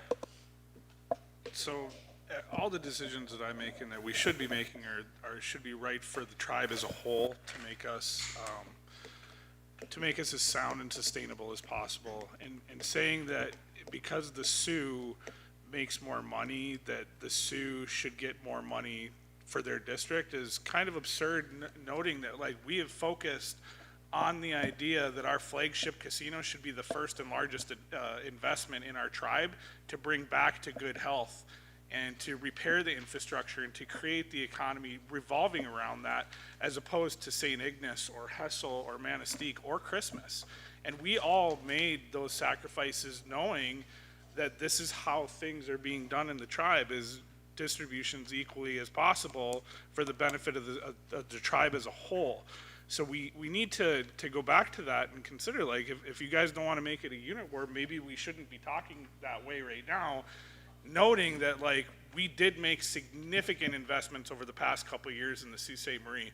Would I change my decision otherwise? Absolutely not, because we know that that is our flagship casino and that property needed the investment. And we're seeing the returns. We're seeing satisfied customers. We're seeing better morale slowly improving over the course of the last few years. And I'm always supportive of that, but like I would say, I think, you know, again, this is a much longer and more needed discussion, because I'm going to also totally agree that I don't like what I was left with either. I really appreciate Letitia for pulling all the long-term out and showing us where these went, and when we asked for the contract, she informed us the contracts don't exist. And there are things in our district that we need to fund because we get regular requests, including nutrition, elders, and youth programs. And that's where the focus is. But some of this money in Unit 5, even, when Letitia had showed this to us last year, is going to municipalities such as like all of the police departments, which are also getting some short-term here and there. But right now, the people need food. They need access to programs for their youth because their school systems aren't getting the funding they need to maintain. Like, luckily, both MAPS and Munising Public Schools have finally got new bonds passed that will benefit the youth programming there.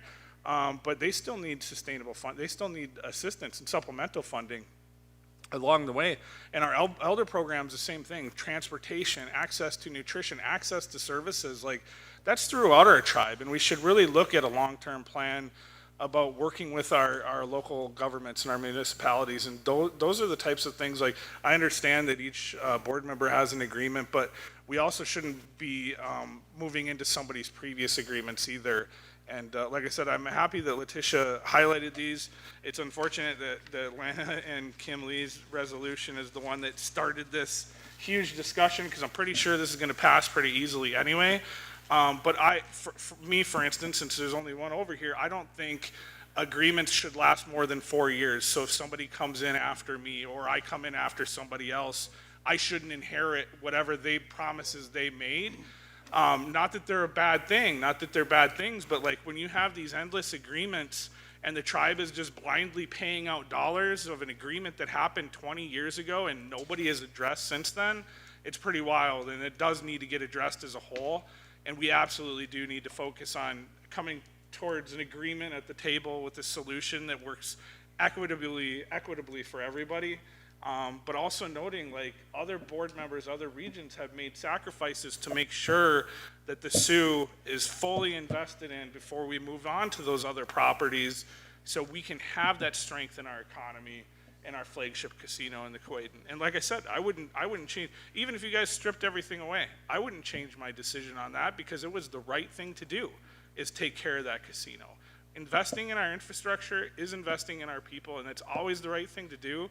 So having these fights about where the resources should go, it's kind of hurtful, you know, noting that we all do make those sacrifices. So Rob, this would be your second turn on the motion to amend. Yeah, no, I'm going to respond to a couple of those things because that wasn't, I mean, you're talking about two different things here, Vice Chairman. One is that, you know, you're speaking of investing in the flagship casino, but redistributing the revenues separately, but you're talking about 2%. So, but the main difference is we made that decision based on what's best for business.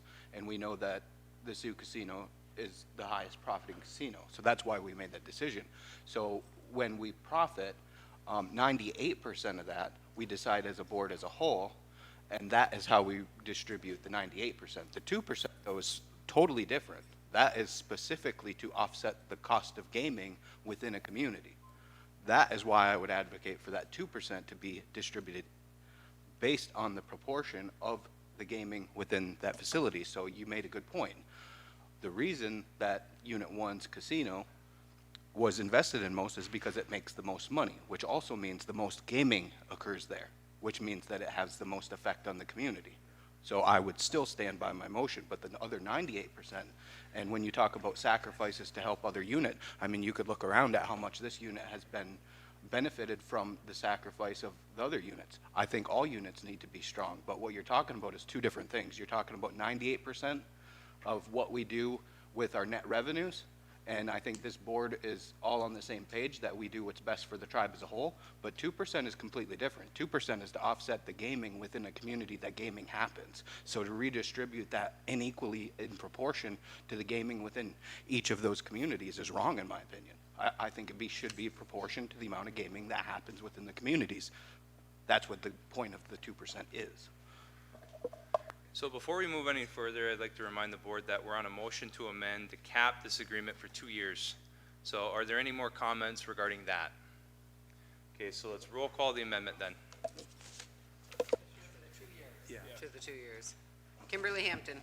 Yes. Tyler. Yes. Rob. Yes. Michael. Yes. Kimberly Lee. Yes.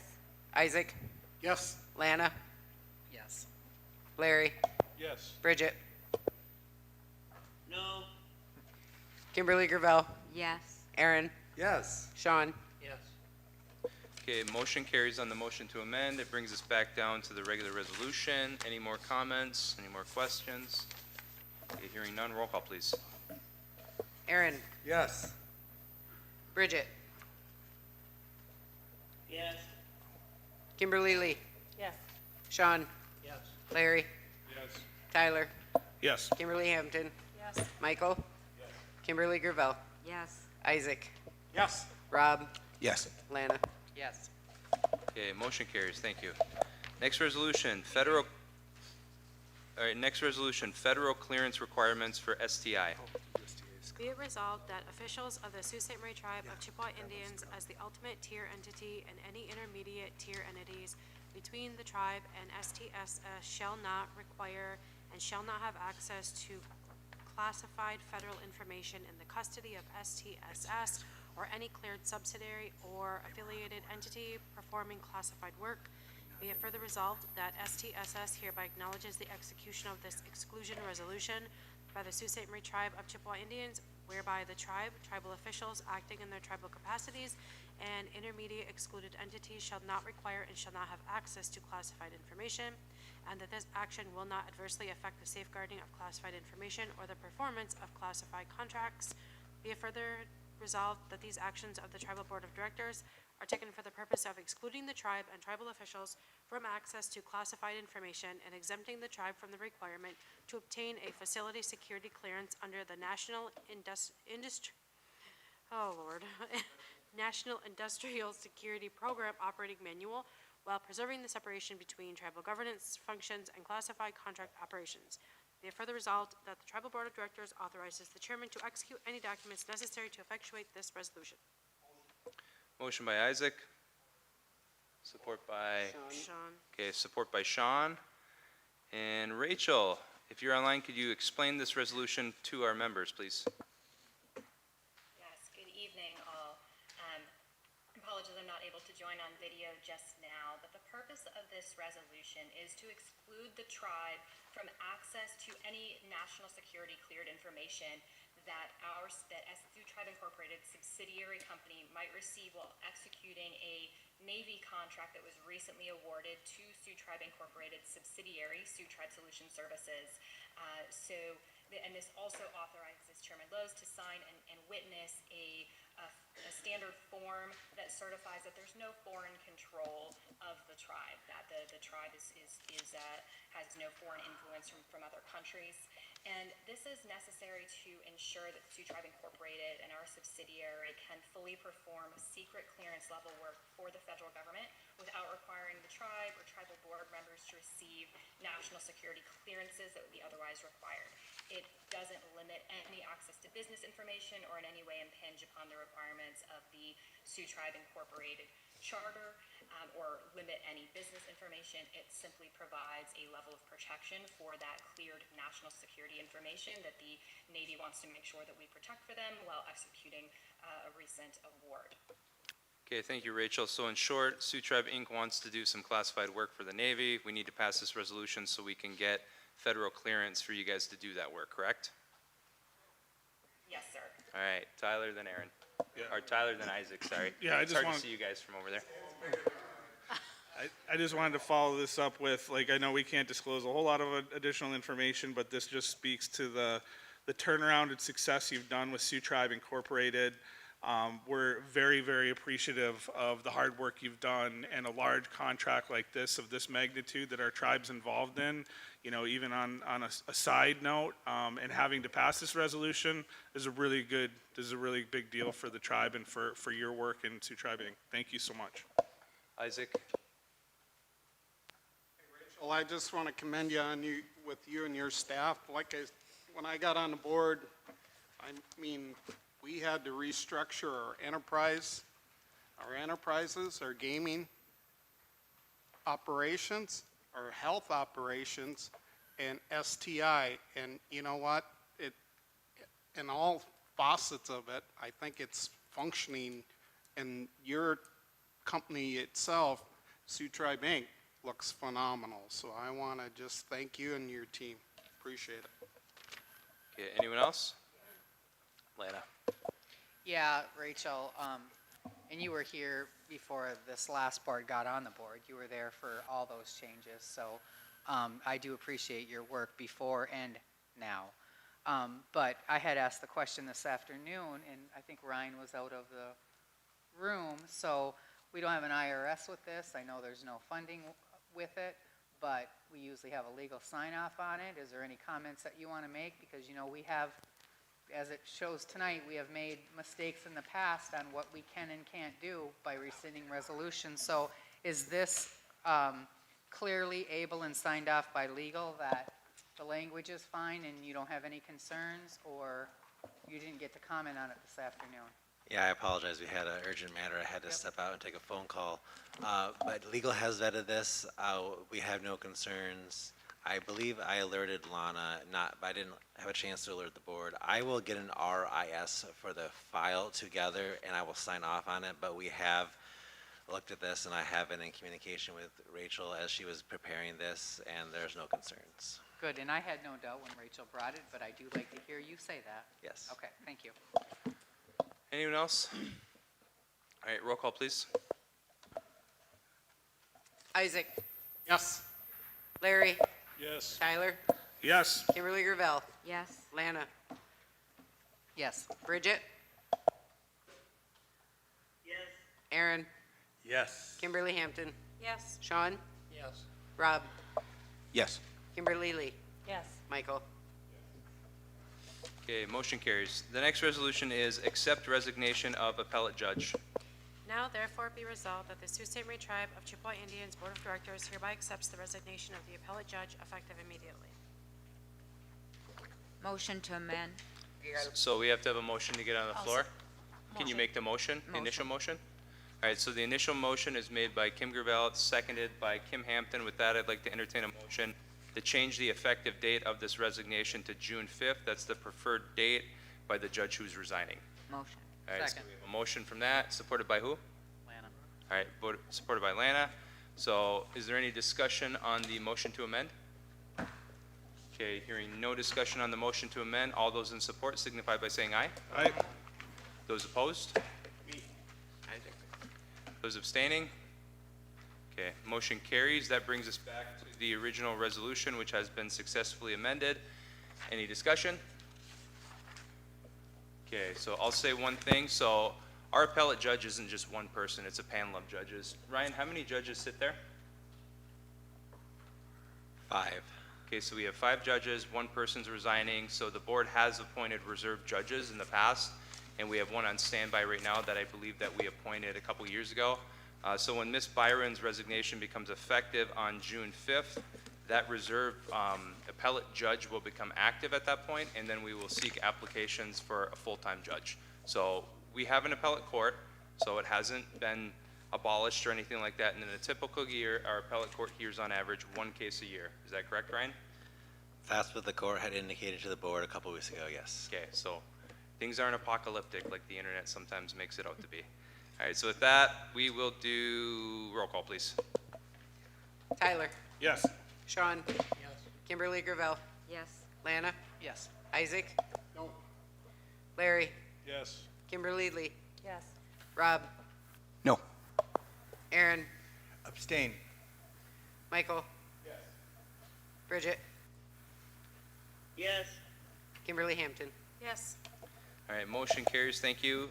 The next resolution is amended constitutional submission for secretarial election.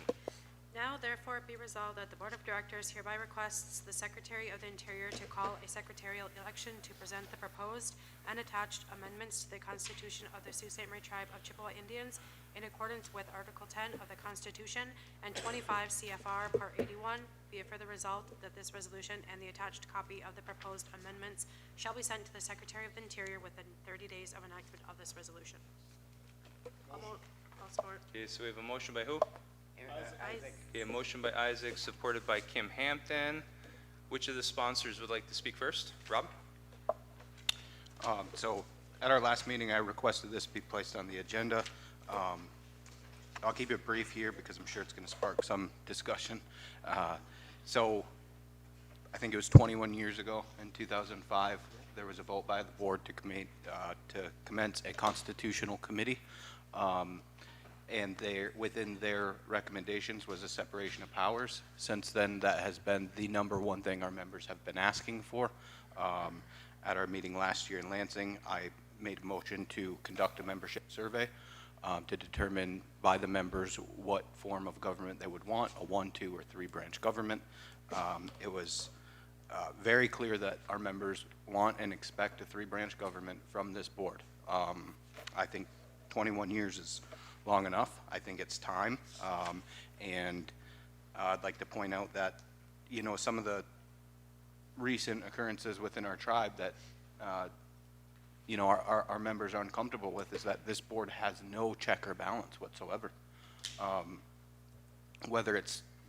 Whether that's established by code or resolution, it's always going to come back to the fact that the Constitution says that the board is in full control of governing. So we've seen it for the last 50 years, time and time again, that this board, not this board specifically, but pretty much every board over the last 50 years has ignored our Constitution and code, and there's no recourse for it whatsoever.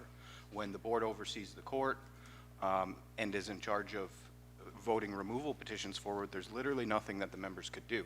So we absolutely have to do right by our members and provide a check and balance system where the members get to elect the representatives of the court, the executive, and the legislative body, because this is truly what's going to uphold the membership's rights when they get to have standing in a tribal court that is not overseen or subordinate to this board. It needs to be a clear check and balance system so our members have standing in court that can provide a check to this board, interpret the Constitution, rule on constitutionality of law, and void laws that this board makes that are unconstitutional, and hold us accountable when we make motions or resolutions that contradict our Constitution. So this is really the only way to move forward at this time in a way that upholds our membership's rights and ultimately takes full power away from this board and places it where it rightfully belongs, in the hands of our members. Okay, Tyler. Yeah, without repeating what Rob said, I offered to support this resolution, and I am a co-sponsor on it, and we spent the better part of this last year debating around this table on better amendments, making sure all of the gaps were filled. We got a favorable reading back from the informal review of the BIA informal review with some minor grammar issues, as well as making sure that current code properly reflects some things within the Constitution, which it already does, and noting some of the things that we need to fix in the future. So with that, I am fully supportive of it. We did our due diligence. This is what my main concern was before, was some of the language, not having removal of judges and positions of that nature. We made some strong revisions, including removing the Secretary of Interior after this amendment is passed. So once the three-branch separation passes, we will be in full control of our government moving forward, and hopefully things won't take 21 plus years to amend ever again once that occurs. You heard tonight about the redistricting issue. If this board doesn't put on the election commission within the next several months, like, yeah, clearly we have to get through an election first, but after this election is done, I would like to see a sponsorship of a redistricting pushed down to the election commission. But if that doesn't occur, if a separation does occur, the courts will handle it. So that's another thing that'll strengthen our unit's voice in Unit 5 at large, and all of our units, to be honest with you. Like, we deserve fair representation where we live, and I think a separation is going to, if we're unwilling to address that at this board table, a separation will address it through the courts. So with that, like I said, I've been satisfied. The process was lengthy. We got into the weeds on a few things, and we definitely delayed it and extended it. But it's ready to go at this point. Just to note, too, for the membership, is that we must get through our general election first prior to this going out. The secretarial election will not run concurrently with the general election. So once we send this in, there's still a process with the BIA.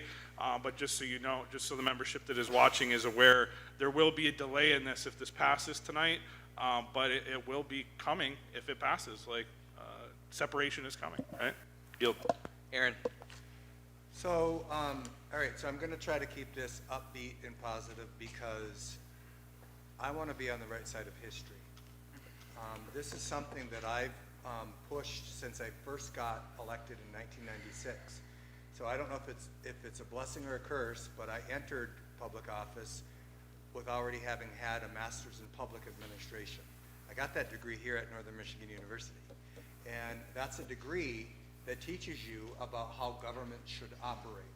When I first got elected, there was a whole bunch of awful, corrupt things happening. Expenditures happening. We didn't even vote on a budget. The board didn't even vote on a budget. You know, people weren't held accountable. We've seen money that left the tribal coffers when I was not in office, over $300,000 that paid a personal bankruptcy attorney. That person was not held accountable. And we can say, oh, don't worry about that. We got a new board. You know, we have a new board. The new board will take care of all that. We won't let that happen. But stuff like that has happened over the years. It's reoccurring, and it will continue to happen until we have a separation of powers, until we don't have a one branch of government who is all powerful and who can decide. Like $300,000 moved out of the tribal coffers. Legal reported to the board it was done improperly, illegally, and board members said, well, it's time for the tribe to heal, let's just move on. and basically give amnesty for people who would steal from us, who would steal from our people. $300,000 is a lot of scholarships. It's a lot of health care. And why we would look the other way and not hold people accountable. So if you've been reading my articles, I've been putting out justification after justification after justification. I watched one of our recent board meetings where people were making arguments for a 2-branch or delaying it or saying, let's go back out and talk to the people, find out what the people want. That's why Isaac and Rob made the motion to hold a poll vote. And the poll, and Mr. Chairman, you said it correctly, I said it, and people didn't believe it. Then you said it, and it's correct, so I appreciate you saying it. And it was a landslide between who wanted a 3-branch and who wanted a 2-branch. You are not a representative of the people if you're not representing the interest of the people. The people have made it clear they want a 3-branch. When I watched this with my 12-year-old who's studying in 6th grade, they're studying social science and government structure, and I watched this one of our videos with him, and I won't name any names, but I watched the video with him, and he said, Uncle, they don't support a 3-branch separation of powers. They don't want a balanced government. My 12-year-old said that. So anybody that thinks that they're blowing smoke and telling people that they've got all these reasons why a 3-branch won't work for us, I've heard the argument that it's not traditional, it's not Indian, it's not Indian enough. That's completely made up because the 3-branch separation of powers, you know where that came from? The Haudenosaunee, Iroquois, Great Law of Peace. It came from our culture. The fact that you don't have a king or an oligarch, right now we do have an oligarch structure of government. The board is all powerful. They're the judge, the jury, and the executioner. And God forbid you're ever on the other side of that. I've been on the other side of that without due process, without the ability to file a lawsuit to say that you're violating my rights and you're violating the rights of the people who put me in office. And so you can make that about me, or we can look to the future and say, I want to do something that's great for the next 7 generations. A structure that is going to transcend the people that are in office today. Finally, one thing. There's a lot of hullabaloo about saying, well, you voted to talk to the BIA and ask the BIA's permission and their review. You know what? We're not beholden to the BIA. And we don't have to listen to the BIA, but we did. They did a review already. The local BIA office in Michigan already cleared it. And to try to stall and hold off until the BIA gives us the Mother May I, the permission from the Great White Father, that it's okay to do this, that's offensive. It's offensive to our people who just polled to say they want a 3-branch government. And we asked legal today, is that a requirement? And they said no. Once we vote on it tonight, it's going to go through that review.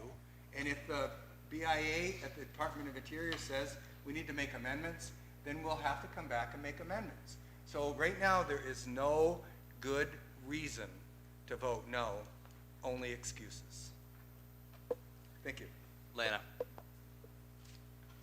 Okay, we talked about this afternoon, and I personally support a 2-branch, but I'm gonna support this resolution to send out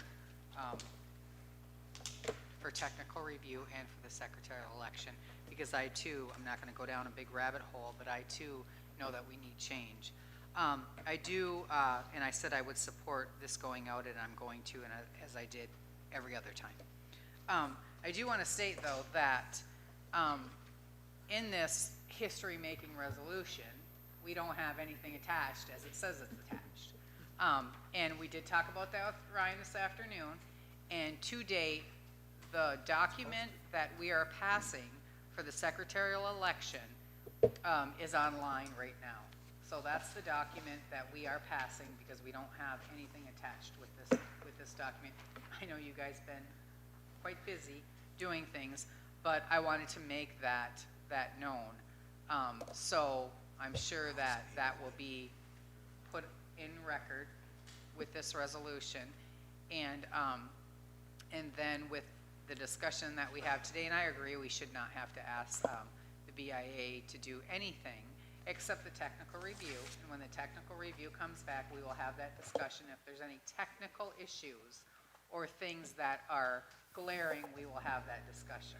So again, I'm going to support this. I've been around since we started talking about it. You know, we had the committee do it, hands off. We had the Constitutional Convention Committee of, I don't know how many, 20? 29 tribal members change it, and then then the elders changed some of it because we took some input from them. And then finally, this last one, we sat in a room for many, many, many hours, and we changed some things. Some I agreed with, some I didn't, but everybody sitting here had that same thing. Some agreed with it and some didn't. So what we came up with, but I too think it's time for a change, and that we have to move forward and get something rolling. So again, that the official document is online at this moment, and that's what we are sending off, and that's it. Isaac. Hey, so we've talked about this for many, many, many years. I've heard everybody's comments for many, many meetings. I would just like to move forward and call for the vote. So we have one person after you. What's that? I would like to get on the list too, please. Okay, so there's their second call for the vote. Okay, motion dies due to lack of support. So Kim Gravel.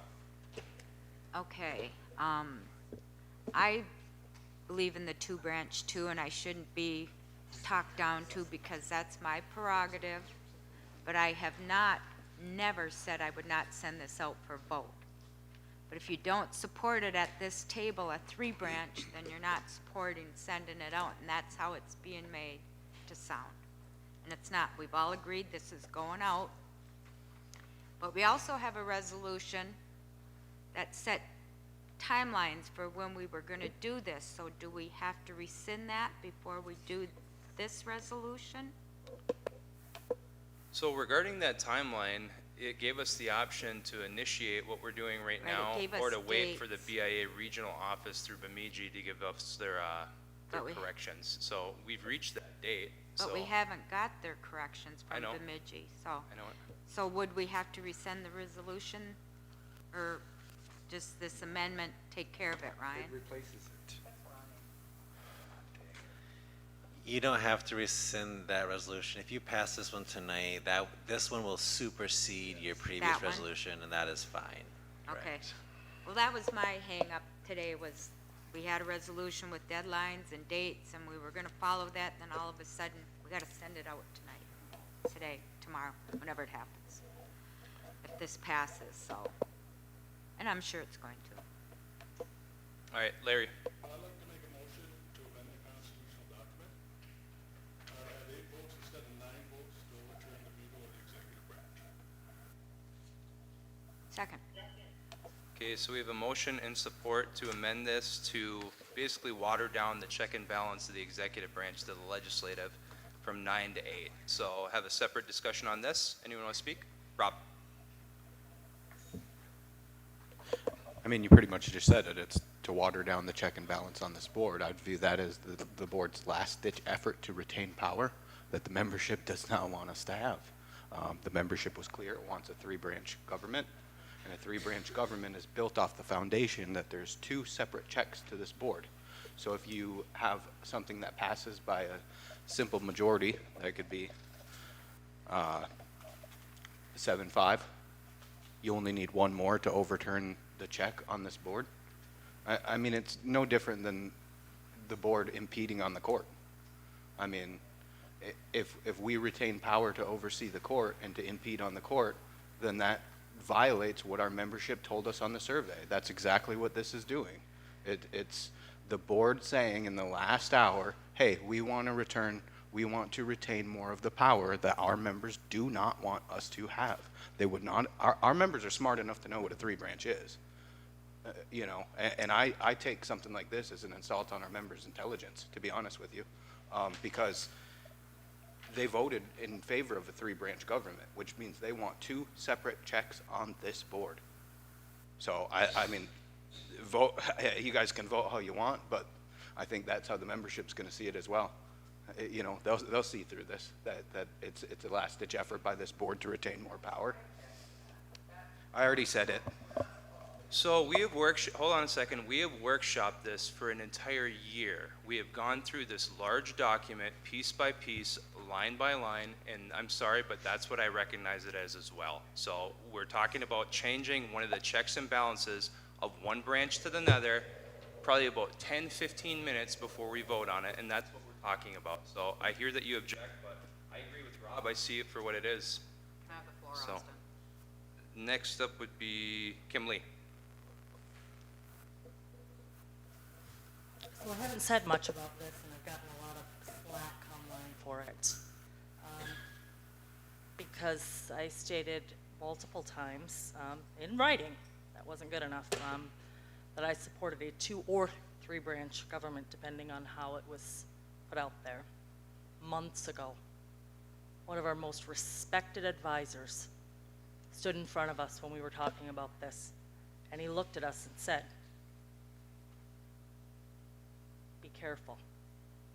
Give one branch too much power and it is a nail in your tribe's coffin."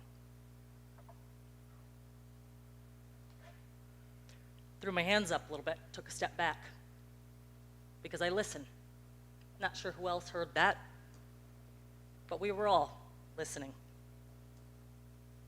And so I absolutely support Larry's motion, because I'm not going to call it watered down, but it gives the membership that extra ounce of protection to balance that out. We are about circles, we are about balance, we are about our people, and I do believe that the judicial branch needs to be able to, but I think between executive and legislative, I think that there needs to be a little bit more balance to make sure that our people are always respected and taken care of. So I'm going to end it there. Tyler. So I believe this was discussed in a couple of workshops, and, you know, just to protect us and the tribe, if this is what it's going to take to move it forward. So I have 2 concerns here. One, once the separation occurs, constitutional judges will be reading our Constitution, and we still have the language in there about 1 representative for 500 members or fraction thereof. So it's going to be up to their determination on how that is actually the representation is supposed to occur. So we could have a very different government, a legislative government, in the not too distant future either. The other thing that I'll mention is that the United States Congress and Senate require a 2/3 vote to overturn a veto. So what Larry's proposing isn't unnecessarily new to this country, because this country acts on that. So if the president were to veto something, a 2/3 act of Congress or Senate would be required to overturn that veto. Knowing that the structure of the government could change based on the interpretation of the Constitution, I would vote to amend the amendment to say 2/3 instead of the word 8. It should be 2/3 vote. Motion. Support. So Tyler is motioning to amend the amendment to change it from a vote of 8 to 2/3. And we have a motion and support to reflect that. So we will have a separate speaking list for this as well. So who wants to speak on this? I got my hand up. Okay, just 1 second. I hear you. Okay, Aaron. Okay, so I think I can get there too. When Larry approached me with this concept, almost a month ago now, I think he approached me with it was genuine. So, and I believe that it was genuine.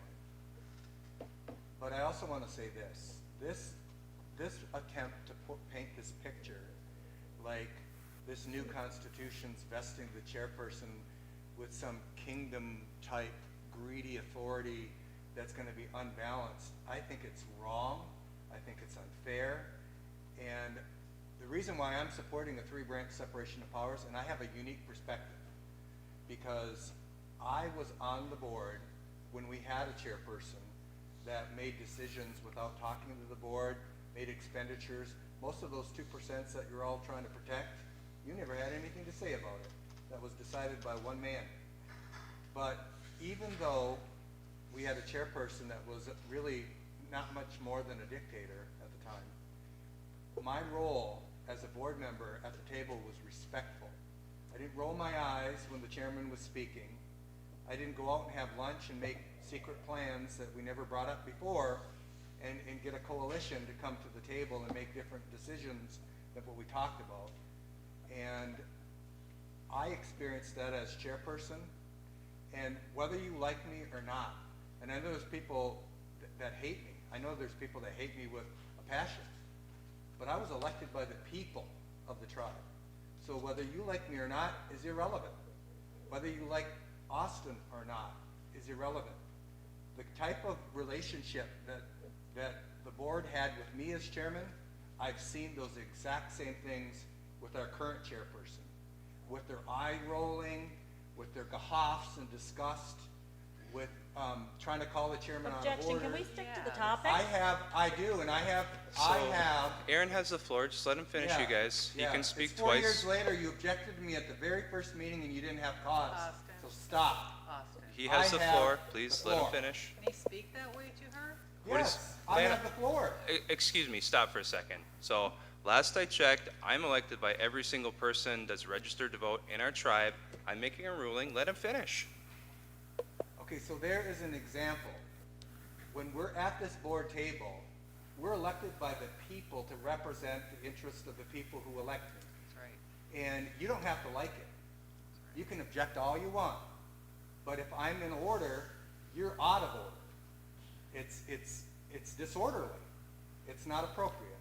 So and that made my example perfect, because when you read board articles or when you hear the tone in people's voices when they're oppositional to the authority of the chairperson of the tribe, who is elected by all the people, not by one unit, not by 500 people, not by 400 people, but I object, are we thousands of talking people. about the I Constitution? have the order. Kim, you're out of order. Please let him finish. I'm going to motion for a censure if this objection and out of order continues. It's disorder. I'm in order. The chairman just ruled that I'm in order. I'm talking about the Constitution.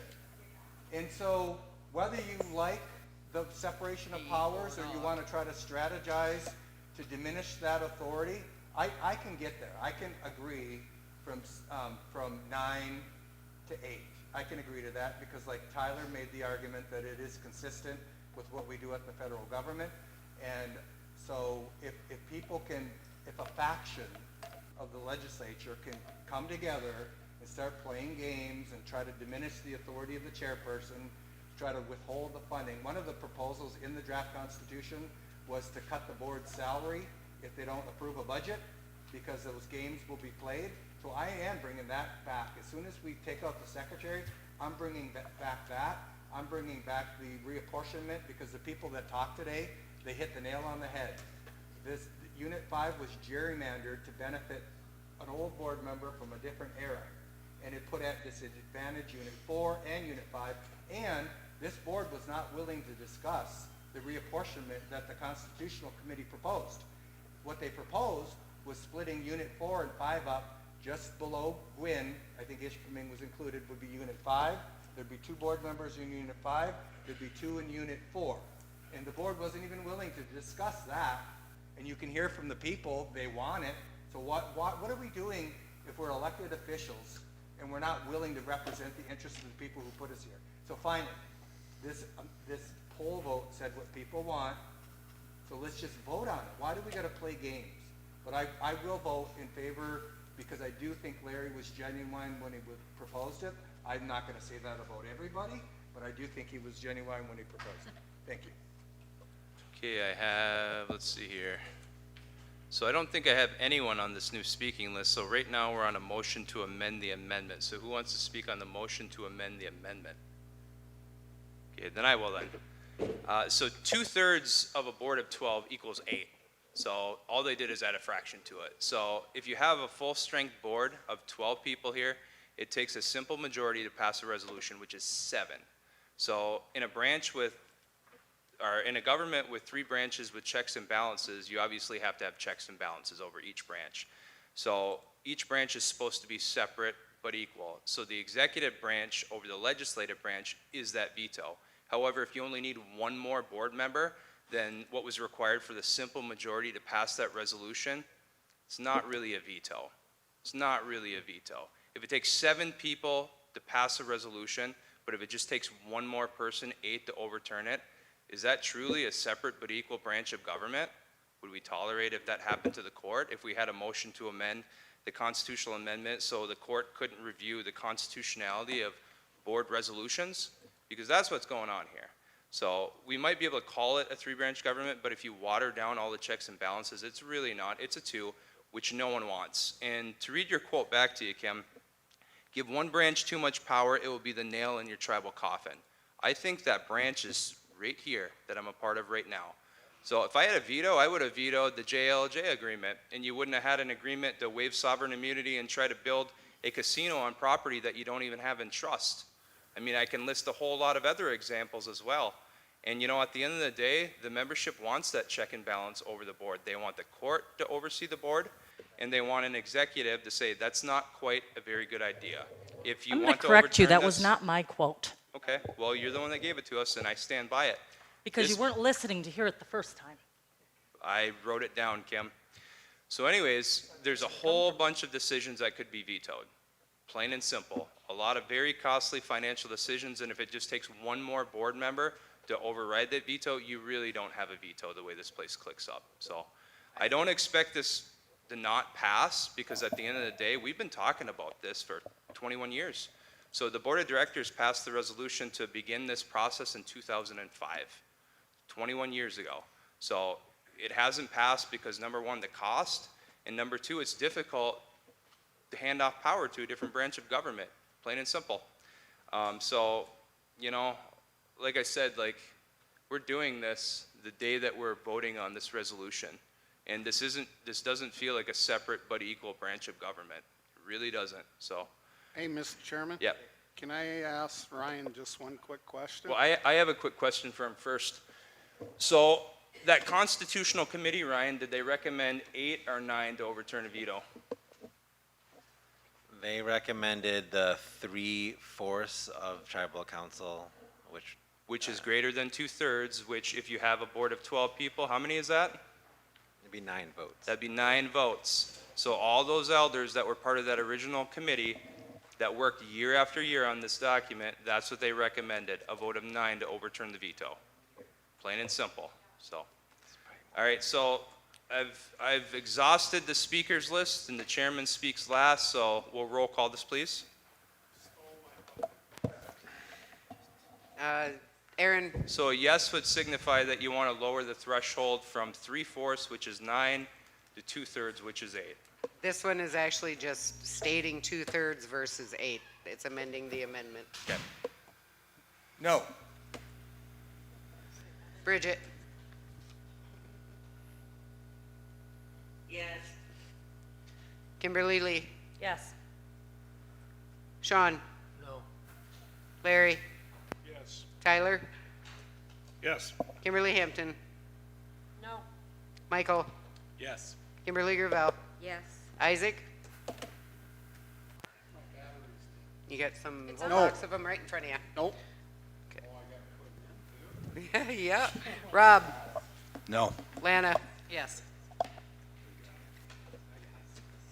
7 yeses, 5 noes. So that'd be 7 yeses, 5 noes. So that brings us back to the amendment, which has successfully passed, which will change it from 8 to 2/3. So, discussion? Kim?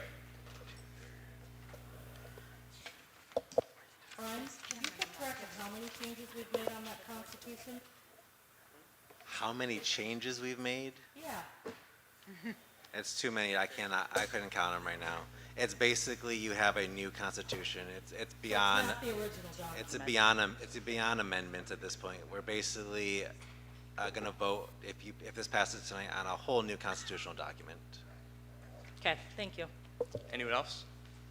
Okay, then I'll vote, then I'll say something then. Have you witnessed a single change to that original document that reduced the power that the board of directors, who would become the legislative branch, currently have? No, in my opinion, this current form that you may be sending out to a vote creates a balanced three-branch co-equal government. I would add to that, changes were made to strengthen the legislative branch, which should include a change to pay the board of directors if they don't have a balanced budget. There was a provision in that original document that stated that the board wouldn't be paid if they don't have a balanced budget. That was taken out. The board of directors gets paid regardless of the budget situation of the tribe. So you have situations where the board of directors, who become the legislative branch, are strengthened through this process, where all the checks and balances of the other branches have experienced erosion. So it's just what I wanted to say. And then I finally wanted to remind everyone, this goes against the recommendation of that constitutional committee. They recommended 3/4, which is 9, not 2/3, which is 8. Everyone knows math, so roll call, please. We're on the original amendment as amended, Send right? it out. So what are we voting on? We're not on the original thing yet. We just voted on Orders the of the day, can amendment you to the please? Yep. amendment. She's doing it now. Okay, So this is the original amendment as amended. So what is that? Amend the constitutional document to require 2/3 versus 3/4 to overcome a veto. It gets redundant when you do a motion to amend the amendment, but this is essentially 2/3. So this is the motion to amend. So we'll roll call that. All right, Sean? No. Lana? yes. Isaac? No. Kim Hampton? No. Aaron? No. Michael? Yes. Rob? No. Kimberly Gravel? Yes. Larry? Yes. Bridget? Yes. Tyler? Yes. Kimberly Lee? Yes. So it is amended. Okay, so the motion successfully passes. That brings us back down But to the original resolution. What was the vote? 7 to 5. 7 to 5. Okay. Okay, that brings us back down to the original resolution. Aaron? Call for the question. So I don't have anyone on the speaking list, Aaron? So, is there anyone else? So is there a second on that? All right, dies due to lack of support. No, Isaac said it. I didn't hear a thing, so. Do we have anyone else on the speaking list? Okay, guys, why are you calling the question when you have no one on the speaking list? Request for roll call. Okay, so I don't have anyone else on the speaking list, so let's just vote on it. So roll call, please. Larry? Yes. Michael? Yes. Bridget? Yes. Tyler? Yes. Kimberly Hampton? Yes. Rob? Yes. Kimberly Gravel? Yes. Isaac? No.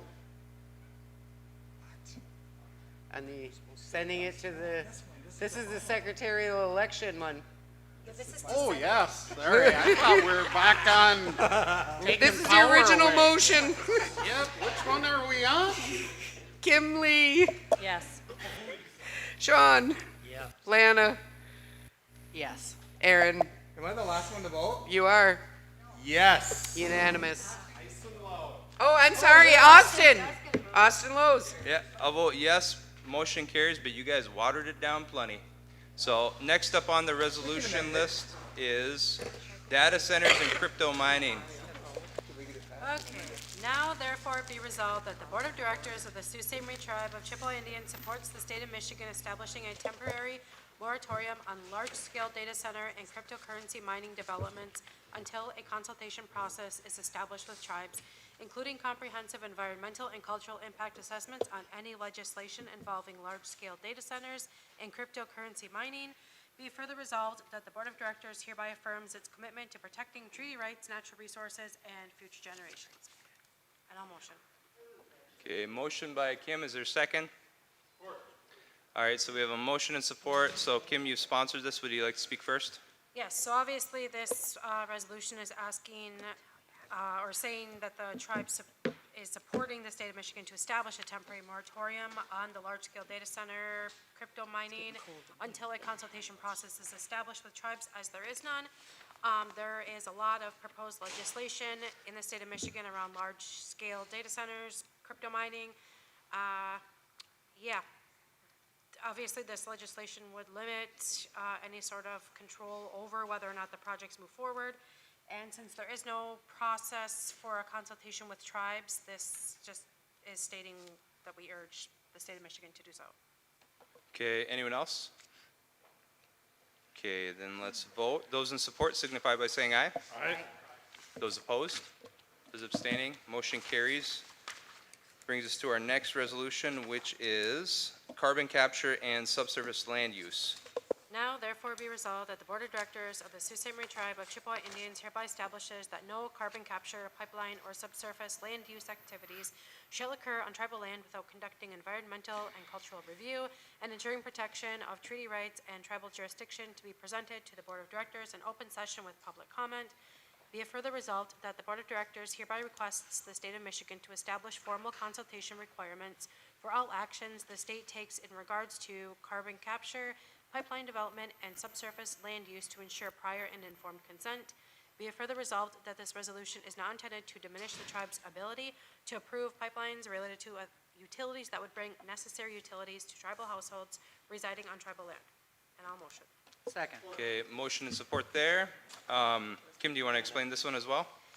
Yes, so this is another resolution requesting the state of Michigan to establish formal consultation requirements for all actions it takes. There's currently movement within the Midwest on carbon capture and pipeline legislation. This is being presented as environmental and economic development policy. However, it does include provisions related to underground land use, infrastructure that could have long-term impacts on our natural resources and treaty protected areas without consulting tribes. So some concerns are pipeline rupture risks, emergency response capacity, and potential groundwater impacts. Okay, appreciate that. Any discussion from the board? Okay, then we shall vote. Those in support signify by saying aye. Aye. Those opposed? Those abstaining? Motion carries. That brings us down to the resolutions that we waived the rules to add. The first one is residential land lease, Sunny Vidito. Now, therefore, it be resolved that the Board of Directors of the Sault Ste. Marie Tribe of Chippewa Indians hereby authorizes the tribal chairman and the treasurer to execute a residential land lease for the land located at Kinchelo, Michigan to Sunny Vidito, the land being described as Township of Kinross, County of Chippewa, State of Michigan, Section 29, Township 45 North, Region 1, W, .34 acres, lots 616 and 617, Cedar Grove Estates 3. Be it further resolved that the tribal staff is directed to prepare the appropriate residential land lease documents for BIA recording. Be it finally resolved, the residential land lease is in furtherance of a housing program operated in the promotion of the public purpose, and the negotiated rental amount has been determined to be in the best interest of the tribe and its people, and valuation in accordance with 25 CFR 162.320 is hereby waived. Motion. Okay, motion by Lana, support by, sounds like Isaac. Okay. Helen, could you please explain this resolution to our membership? Yes, thank you, and thank you for also allowing this to go on the agenda. I appreciate that, and I know the family will too. Demoing Development received a request from Sunny Vidito to have a residential land lease to be able to purchase a home located here in Kinchelo, Michigan. I have reviewed everything, looked at everything, and this is in the best interest of the tribe and the tribal member to approve this request. Okay, thank you, Helen. Any questions, comments from the board? Hearing none, those in support signify by saying aye. Aye. Those opposed? Those abstaining? Motion carries. That brings us to the second resolution that we added for this evening. It's titled Authorize, Negotiate, and Hire of Court Administrator / Magistrate. Now, therefore, be resolved that the Board of Directors hereby approves the negotiation and hiring of the candidates for court administrator, magistrate, as presented at the workshop on May 19th, 2026. Be it further resolved that the government HR director is authorized to negotiate for and complete the hiring process of the court administrator, magistrate, selected candidate, and the alternate candidate if necessary. Motion. Okay, so we have a motion by Tyler, support by Isaac. Ryan, could you explain this resolution for our membership, please? Yeah, this resolution will authorize the hiring of a new court administrator / magistrate. Under code, the board is the ultimate authority that has to approve a court magistrate. And this would give the authority of the HR director to go ahead and negotiate with the preferred candidate. And if that one does not accept the position, to negotiate with the secondary preferred candidate. That way we don't have to come back to the board and we can get the court repopulated with staff. Okay, thank you, Ryan. Any questions, comments on from the board? Okay, hearing none, we shall vote. Would we need roll call on this? No. Okay, I didn't think so. All right, so we'll vote. Those in support signify by saying aye. Aye. Those opposed? Those abstaining? Motion carries. And then the last resolution that we have on tonight's agenda is titled Supporting Lake Superior Academy Litigation Against Bitcoin Mining Operation. Now therefore be resolved that the Sault Ste. Marie Tribe of Chippewa Indians Board of Directors hereby authorizes the legal department's public relations manager to release any communications from the tribe necessary to support Lake Superior Academy in its ongoing litigation with the Bitcoin mining company consistent with the June 17th, 2025 motion and this resolution. I'll support. Okay, so we have a motion by Kim, support by Tyler. Rob, you put this on the agenda. Would you like to explain it? Yeah, so I forget what date it was, but I had originally brought forward a motion in support of Lake Superior Academy to oppose the Bitcoin mining operation that was set up across from them. It poses an interruption to their students' learning, which a good chunk of their students happen to be Sioux Tribe members, and I think that we have an obligation to assist in any way that we can to oppose the operation and to back our students up that attend school there. So what this will do is direct our PR to issue a reaffirmation of our stance in support of LSA and in opposition of Bitcoin mining, and direct anyone who wants to help in the efforts to contact the administration of LSA to see how they could best help. And I think that's really important that we stand behind them, and we reach out to them and encourage all of our members to reach out to them and see how they can best help support this effort. Thank you. Any discussion from the board? Hearing none, those in support signify by saying aye. Aye. Those opposed?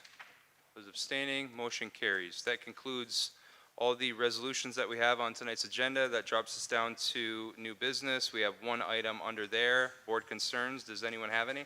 I Aaron. just have a comment. Okay, Aaron, then Isaac.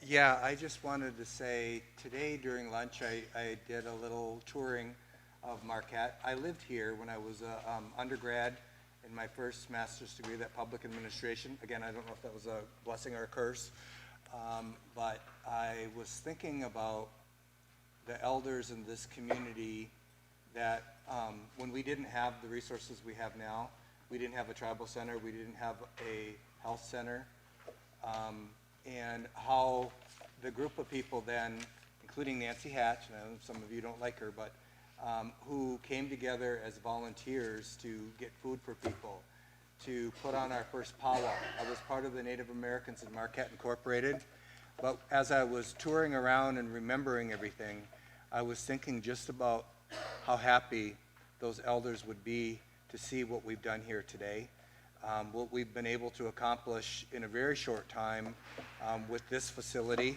This is a beautiful facility with the health center. And so I did a prayer on Presque Isle at Cabogan's grave and just gave thanks for everything that we have been able to accomplish in Unit 5. Unit 5 was always left out. There's only one board member over here.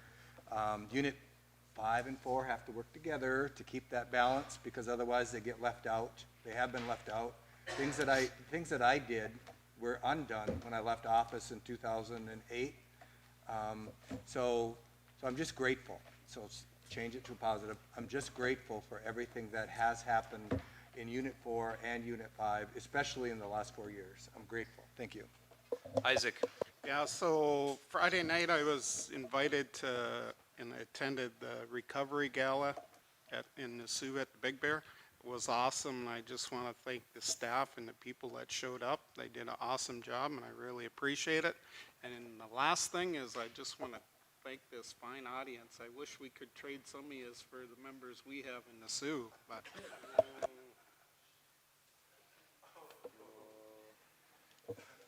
Okay, Tyler.